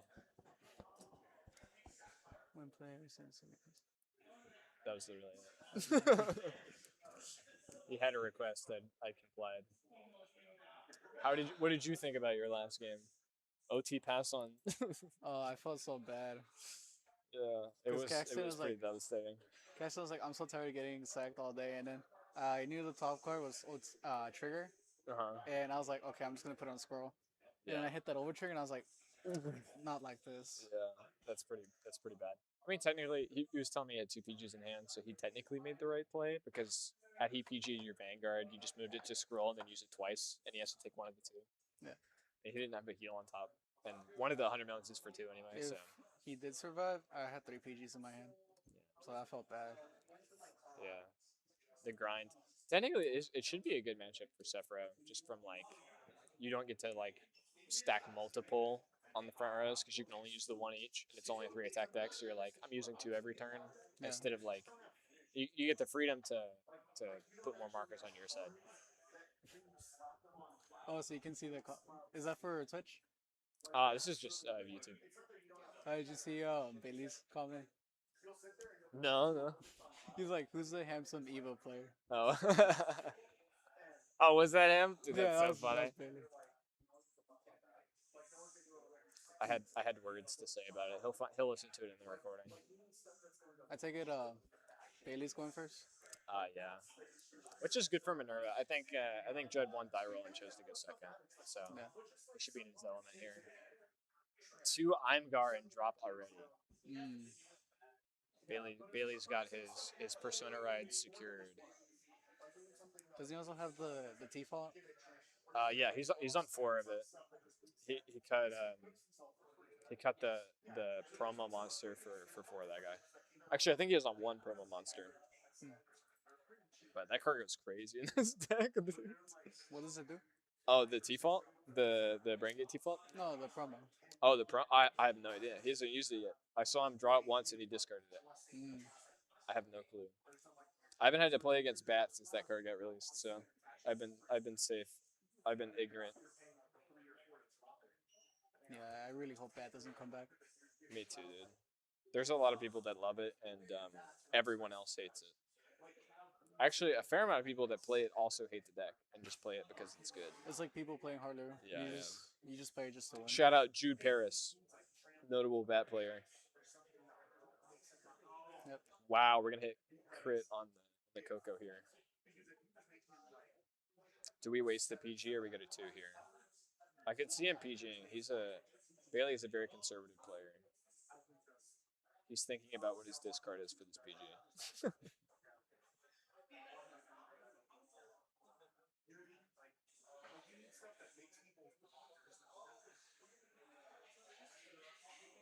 Is the discard not worth it, Bailey? I think he might just take it. Is it not worth it? No, he's No, definitely never. PGing. All right, for the grid 1 order. All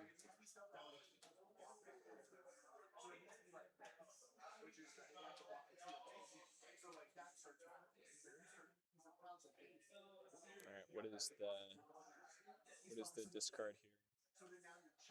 Discard obfuscate question mark. Bring back on grade 3. I don't know. I wish I knew Ava better. I know what the cards do. I wish I knew conceptually what the play is here. I thought the early game was you search the Emi guards and discard them, Yeah. like for a ride, because you can just bring them back. He's got 2. He's got 2 and drop. He's half set up. He got his stuff out. We just need to play a research a turn for the next few turns. Wow, we're really gonna thank you on the discard. Okay, grade 3. Go grade 2. Add another research.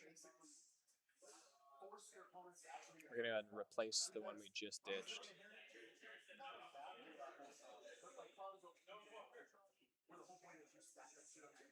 Bailey also told me in confidence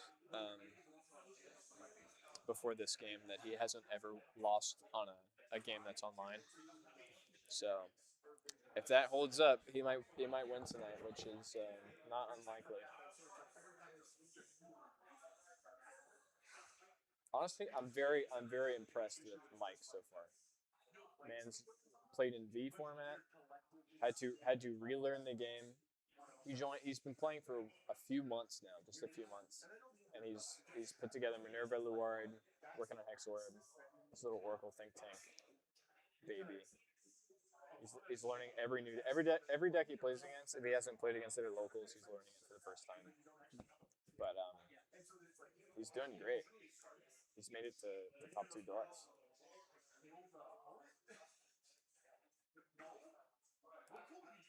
Yeah, and he still has his game sense left over from like his old days. You can tell. Yeah.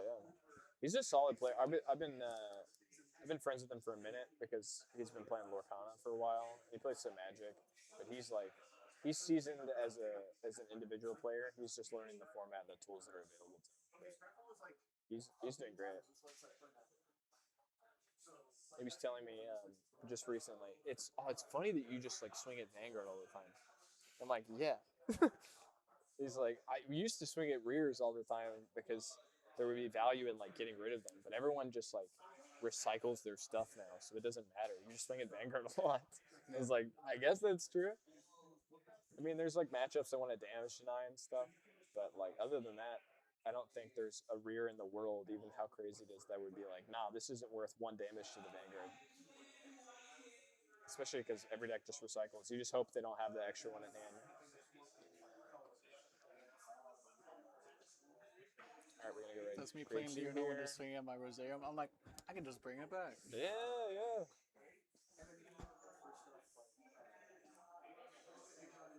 All right, grade 4 is going to Soul. He's set up for his grade 3 turn now. So both Bailey and Mike are set up for the long haul. 2-0 damage. I bet you Bailey, if he wins this game, ends on less than 3 damage. I'll cast my bets now. He loves playing these little tank decks to just stay at low damage forever. I'm with him on that. The amount of Shoujo Doji games that stay at 1, I'm like, I'll just keep reusing my 1 counterblast. I'm good. Any deck with a functional countercharger is like, we're chilling at low damage. All right, calling the restander in front of the Coco here.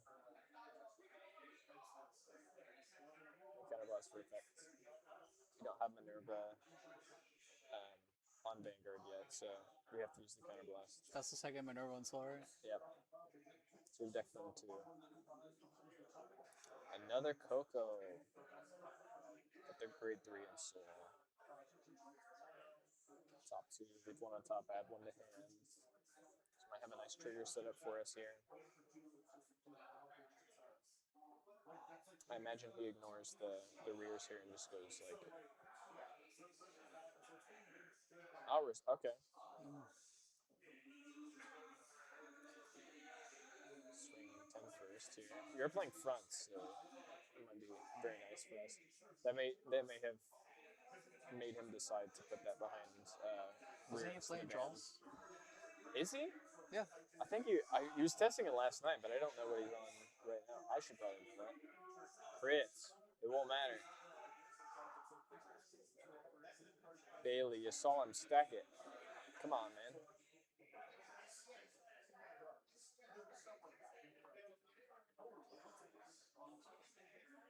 All right. Swing a Vanguard here. Coco's in a good spot.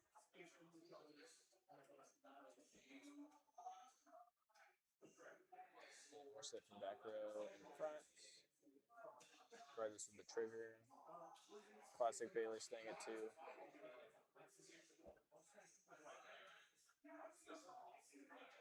Draw this card crits. Go straight into grade 3.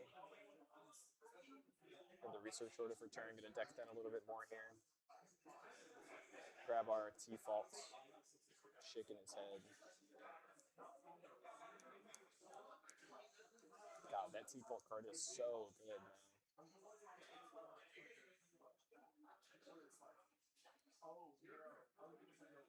It's probably gonna look for the Obscure. Gonna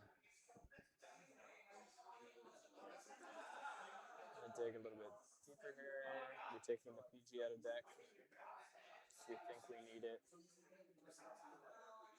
Oh, we're taking the Ava out. Okay. Set up the other column. That way we don't have to commit an obfuscate from hand here. We can just do this into. Oh, the grade 2 obfuscate and drop is stellar in this matchup.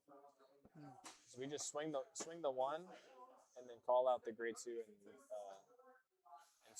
get rid of those 2 front row pieces.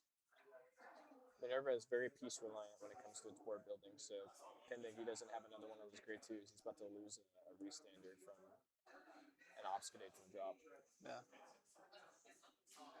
I imagine if he deals damage with the first swing, he'll want to play the grade 3 obfuscate from deck instead, just to like deck them 1 and threaten for more damage. But if not, I think I would probably call a grade 2 from drop just to swing a front row.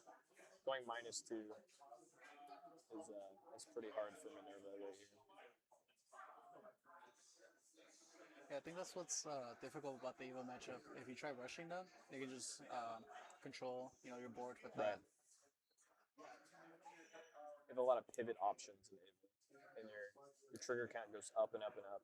So the longer the game lasts, and the harder time you have getting rid of Ava's advantage. It might really goof you up toward the late game.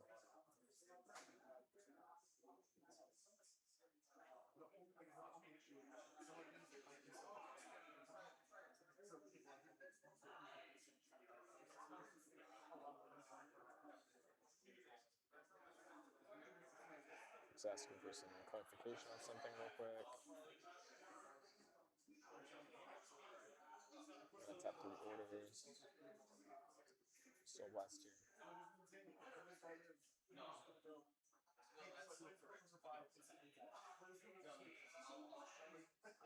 I'm curious what kind of defensive. All right, we're gonna swing 18 first. Straight at Vanguard. Guard here. Here we go. Let's see which obfuscate he goes for here.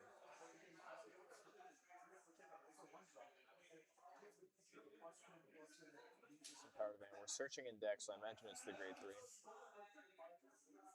to deck that another 1. He's thinking about it here, though. Are you greedy? He is greedy. I think he is gonna go for the grade 3 just for the shield for next turn. Yeah. That at least takes care of one of the attacks. Minerva's not known for large numbers before Vanguard swings. A nice guardable shield value.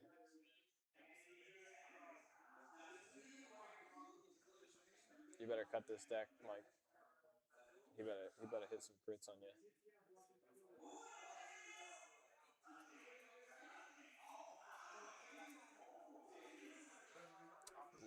Double blitz order for the drive checks. First one's great. Second one is awful. Bailey might have a PG in hand that's worth discarding for it, but Bailey's going to drag this game out regardless, so we're probably going to have 2 turns to use these blitz orders, so they'll both be useful, but for the turn, it's kind of unfortunate.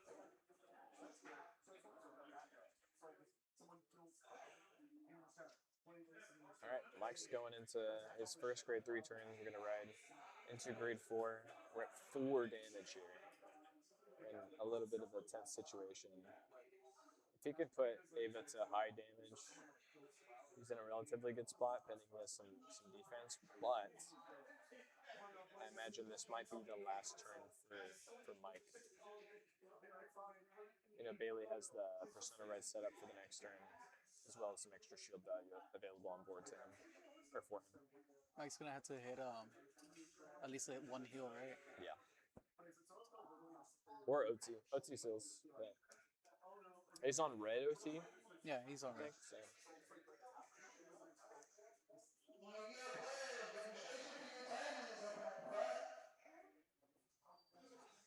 Alright, we're putting Fire Regalius in Soul here. I've seen him do this in 2 games today, and both times I think he died before it resolved. No, or he won before it resolved. Not died. We've seen them insult, we haven't seen them do anything, but hypothetically, insane card to put in Soul.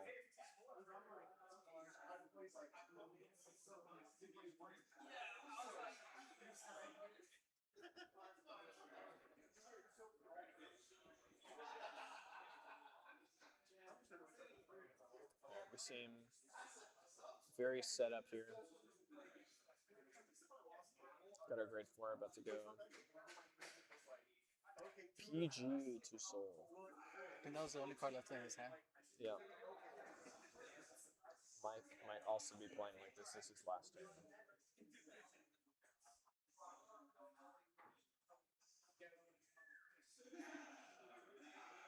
Swing a grade 2 first. You have the ability to restand with it. Can we boost with Coco? If not, he's about to double intercept his way out of this. There we go. The grade 1 being extra shield and back row is so nice for Ava. I think he's only on 2 of that card, but he's seen it every game. Yeah, he's just filtering so much. Great early game piece. Great trade for a future attack. It should just be 13. Or 18. Bailey's in a great spot here. If he has a PG for this Vanguard swing, this might be Mike's last turn.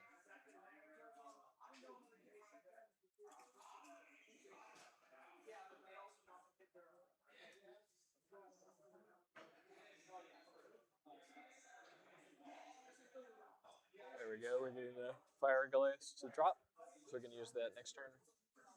Replace some board. Our counterblasts here to call out.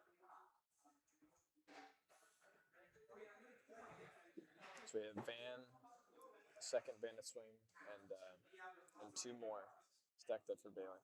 Bailey is at 2. I imagine he takes maybe one of these if he has the shield to allow him. Does he no guard or PG Vanguard swing? I don't think he just like 2 passes this. He does have blitz orders. Only one of them will be live this turn now. Oh, Bailey's hand is looking kind of small. He might just take this Vanguard swing.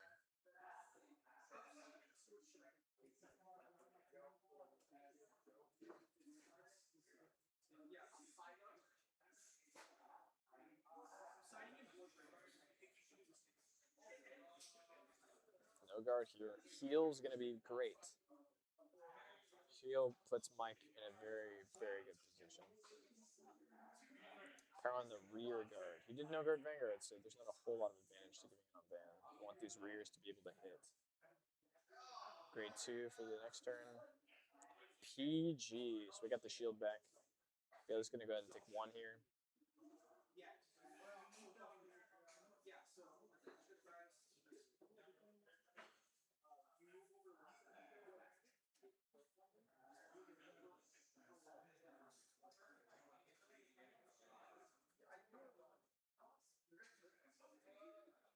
Critical. Power to Vanguard, so that's going to help equalize a little bit here.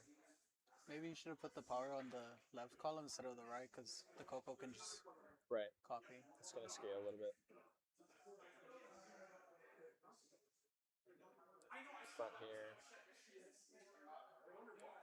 Critical.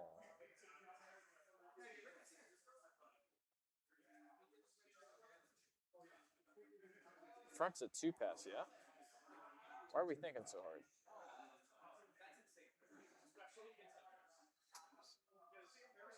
Power Coco.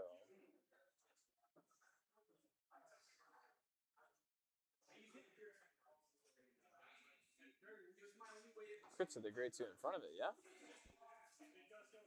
What's the utility of the other one? It's small. I wouldn't have put power on Coco, but that's just me.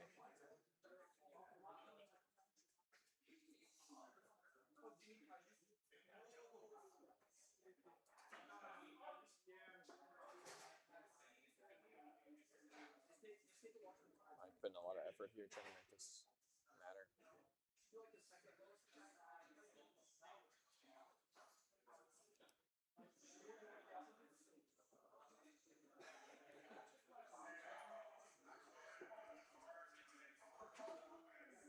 Bailey asking about the come on the left.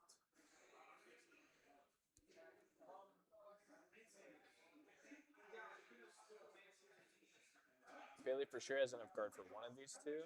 I'm curious if he allows himself to go to 5. No, I doubt it. He's probably gonna use the placeholder for the crit.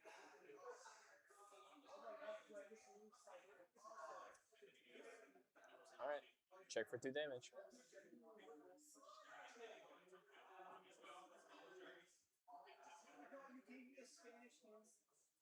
We're gonna take the 2. No shield value. We have the blitz for this.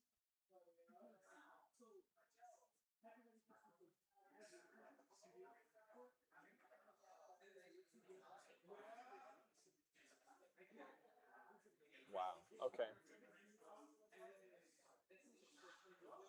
Can Bailey steal this game back? Excellent recovery turn from Mike. Excellent recovery turn. We put him from 2 to 5, healed out of kill range. Set a nice board up. And he has a PG. Yeah, he's a PG, has the grade 4 and sold for next turn. He's doing great.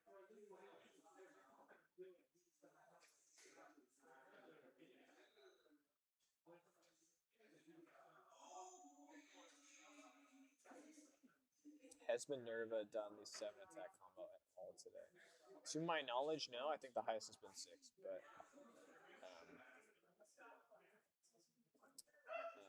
the 90's young. Hello, your boy Dawson. Howdy, howdy. Welcome to stream. I'm Gar column here. This is interesting. We're gonna add Ace Unit off the top here. It's looking like the primary choice. The other one's another Imgar and 2 triggers. We're gonna add Ace Unit. Looks like Bailey might be hurting for board pieces here. The double Imgar column is telling. Imagine we go Ace Unit here next. We resolve 1 Imgar, move the plus 2k1 to back row. All over.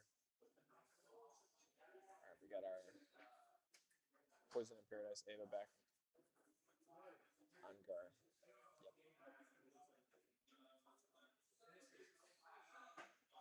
Deck then 2 here. Well, artificial 1. Should put the Ava back.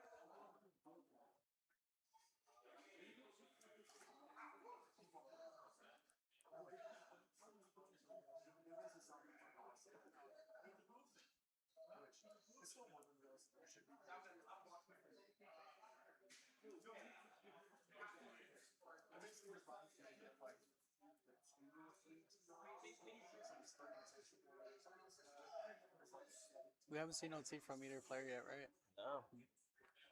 It's been a fair game. Yeah, I think OT wins the game for either player here. All right, we're Soul Blasting the Armgar. We're gonna go Ace Unit and then call an Obscudade pre-battle. Kind of less with the Obscudade. You did add Ace Unit to hand. I would be surprised if you don't play it here.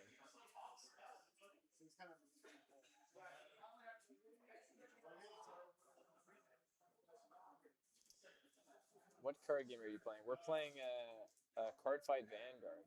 This is a very fun game. It's a good time. Are you here for our regular Yu-Gi-Oh crowd?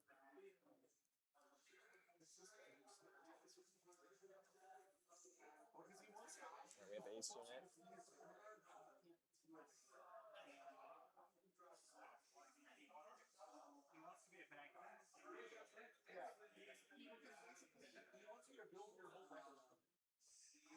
Gonna go ahead and swing. Do we waste the booster? We do. The Obscurity call should be big enough.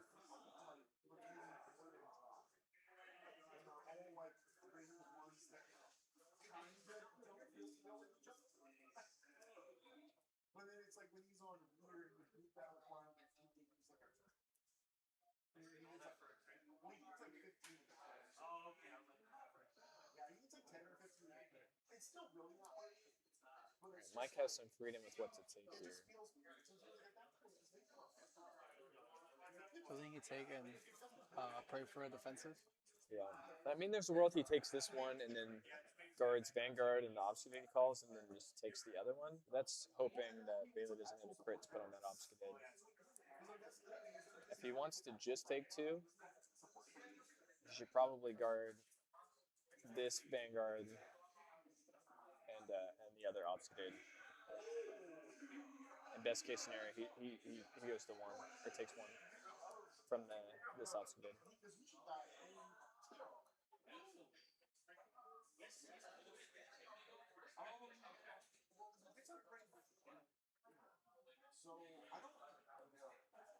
Mike's really thinking here.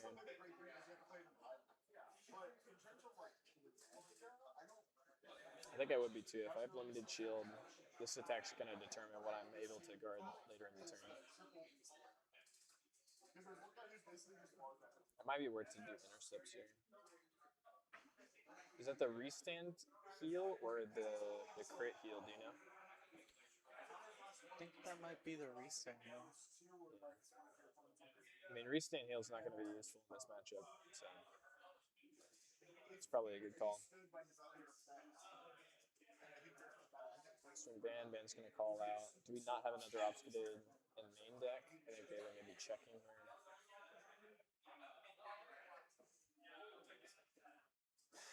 Alright, so we have our grade 3 call out. This should have a crit on it.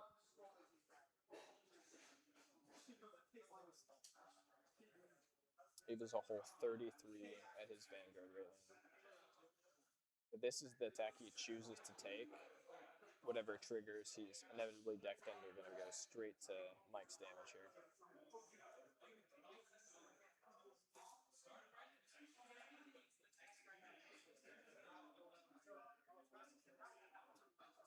All right, 33.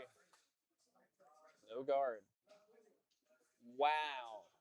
Double whiff on a decked end Ava deck. All right, so that makes this one obfuscated the one thing to guard. So he does the PG for that one. This one's only worth 1. He's let himself go to 5 and save some shield. Oh, just went the reroll. Wow. I can't believe that worked out for him. That's crazy. All right, Minerva has basically a full turn to try and work through the available shield from Bailey.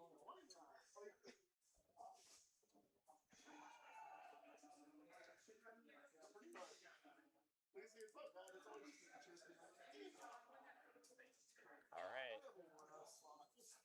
This might be the last turn this game of our final game for the stream.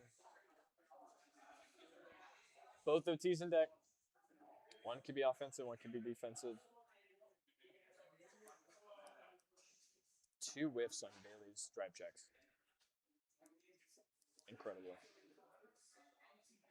He's 2 closer to hitting OT.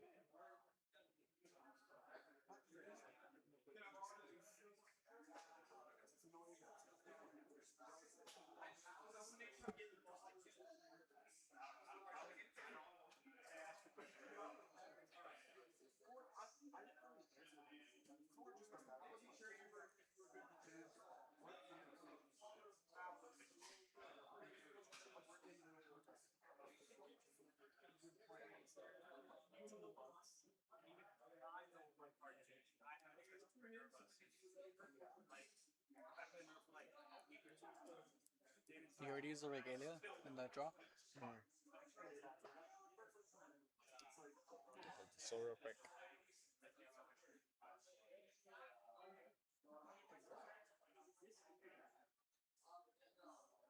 Because it looks like he's fishing for a board piece.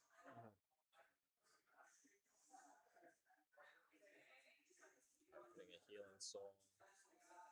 Right at grade 4 here, bottom of grade 3.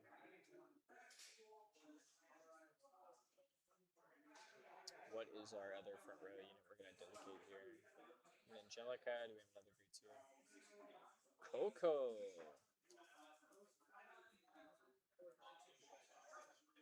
Not the best card to be playing here. Might be the only thing he can put in front of the section here, though. Go ahead and swing for 20.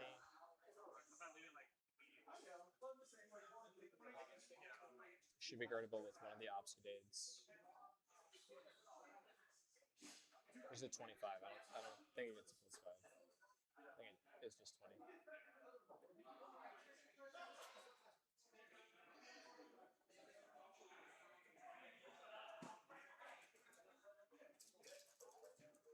Bailey seems pretty distraught here. We know at least 2 of the cards in his hand are of only 5k shields. We're gonna dedicate an obsidate here. Doesn't he still have the second Blood Sword in hand? Yeah, he has. That's I think maybe the biggest shield card we know he has in his hand. He had to deck them PGs and took 1 for damage, so he's hurting for those big value shield cards. Angelica plus Yellow Grey Weapon goes hard right now. Yeah, dude. Mike's killing it. All right, do we waste the blitz order on the Vanguard swing here? If he had a PG, I think he would just throw it down right here. But because he's at 5, he's going to play a little bit more carefully. Doing a 1 or 2 to pass here might be super dangerous, especially because he's going to restand Vanguard. So even if he hits 1 crit and wants to risk it, putting it on Vanguard, he can only get plus from that. All right, so we're at 28, 38 right now to the 23. So, oh man, there's the first crit. So I imagine he's going to put it on Vanguard. Will there be a second one? 2 passing the Vanguard is crazy, Bailey.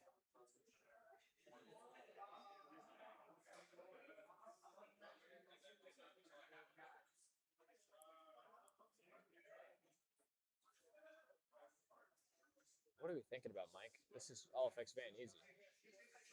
First. See, worst case scenario happens post crit, and we're just gonna restand bang like it didn't matter. Check for 2, man.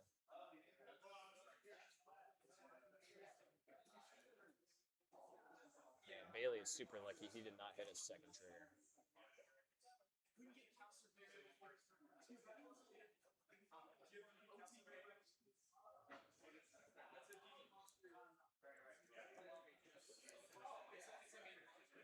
I can feel Bailey's stress. He's so high energy when he's doing well, and when the game is not doing great, you can feel it from him. So we're gonna swing a Vanguard here. It is worth 2. It's only 1 drive check. This is where I imagine we play the blitz order.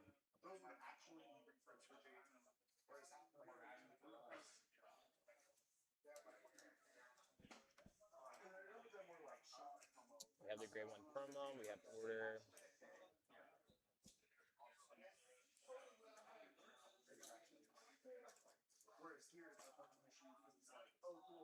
Just better make it. Is he thinking about making one a pass? Yeah. He might be only able to afford a 1 to pass if he wants to guard the rest of the rears. So.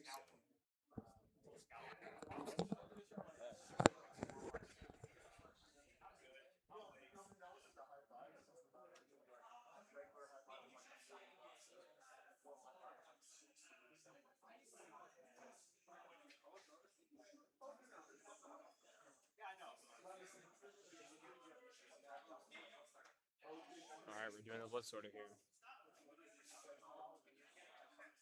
Is this a 1 pass? Do we use another card for it? Seal it? We're going to have to heal at one of these.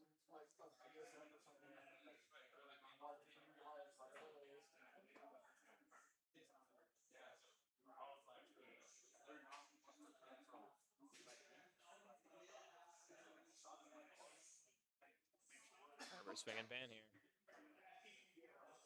Do we have it, Bailey? Gonna have to take one of these, I think. Might as well be the first one. No heal. Mike takes it. Oh, man. That's incredible. Wow. All right, so there's our first and second place winners for the Deluxe Cup. Thanks again for joining us. I might be right back with an interview from the winner, but we'll see. If not, y'all have a good evening. We'll be right back.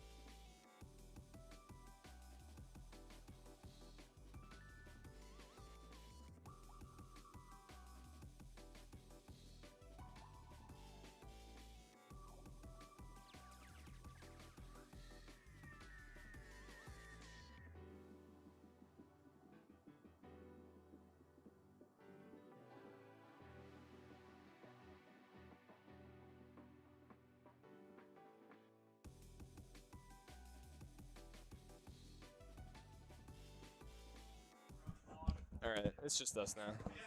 Hi everyone, I'm here with Mike. He got first. He won today. We love Mike. Mike's new. We Oh, love Mike. He's old. Actually, he's been playing Vanguard longer than me, I think. But yeah. not not current new Vanguard. Vanguard. Yeah. He's here with our deluxe pricing. Yeah. Just camera. If anyone has any questions for Mike, message. But how did your last game go in your mind? Dude, I was like so nervous the whole time. That was, I could tell you were both taking long pauses to decide game stuff, and I was like, well, there's nothing we're waiting on. Well, So yeah, well, because I played don't him mess up. before, on Yeah. Fridays, and then like watching him play here, like he's such a good player. Yeah. Bailey's crazy, dude. Yeah, and it's just like I felt like I just had to push for Yeah. it, rush. It was him good. as He didn't much have as the shield in hand. He drew the drive check for double blitz order. I was like, Uh-huh. he can only use one of those. He Uh. might be locked into taking some damage this turn, and that's exactly what happened. So I thought he was holding like a handful of perfect guards in Yeah, there. yeah. Like especially like he freaked me out because like he was like sitting one aside. I was like, oh yeah, that's a perfect guard, and so he's probably got one there, and he's like budgeting it. It's not worth. Yeah, I was watching. You stayed at 2, and then you swung, and he went to 3, and I was like, oh, maybe he's not gonna guard these. And then he went to 4, and I was like, oh, hold on. I don't think if he had a PG, I think he would have wasted it there. And we were just grinding out, and I was like, oh man, he has the blitz for the next turn, but I don't think that's gonna be enough. And it wasn't, so you got it. Yeah. Honestly, most fair game of the games that happened tonight, like by a lot, because there were no OTs. It was No- one of the only games that wasn't like, oh, it's close. Aw, like the "Aw, next card was spaghetti." an OT. Oh, really? Yeah, on deck. Oh. So Um, you pass and then you hit it defensively and won the game anyway. So Oh, that'd be sweet. it's no, yeah, that would have been. I mean, no, like I wanted it. I was done. Like Yeah. it's like my heart was racing. So bad. yeah.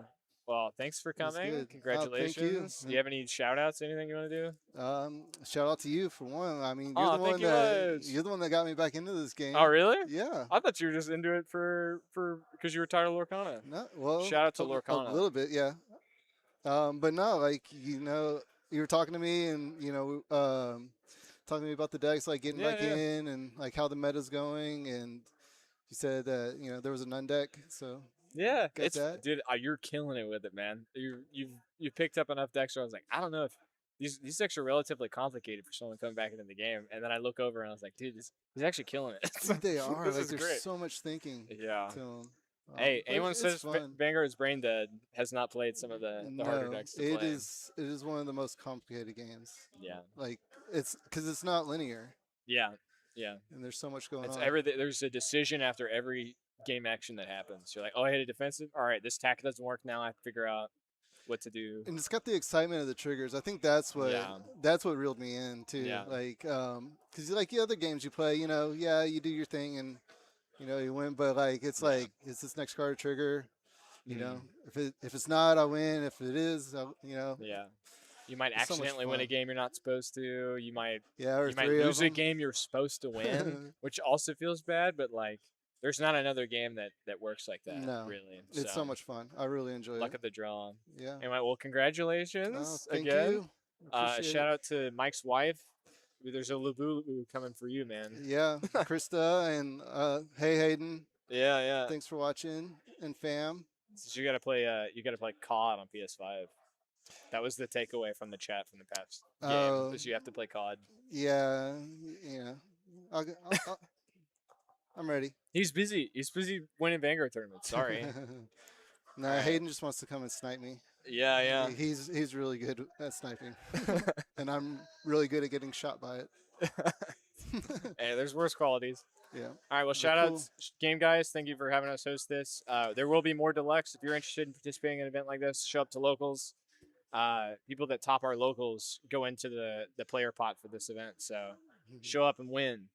Shout outs to my mom and Bob and Judy Pond for watching today. Cool. They were my special shout outs. So Thank you. thank you for having us.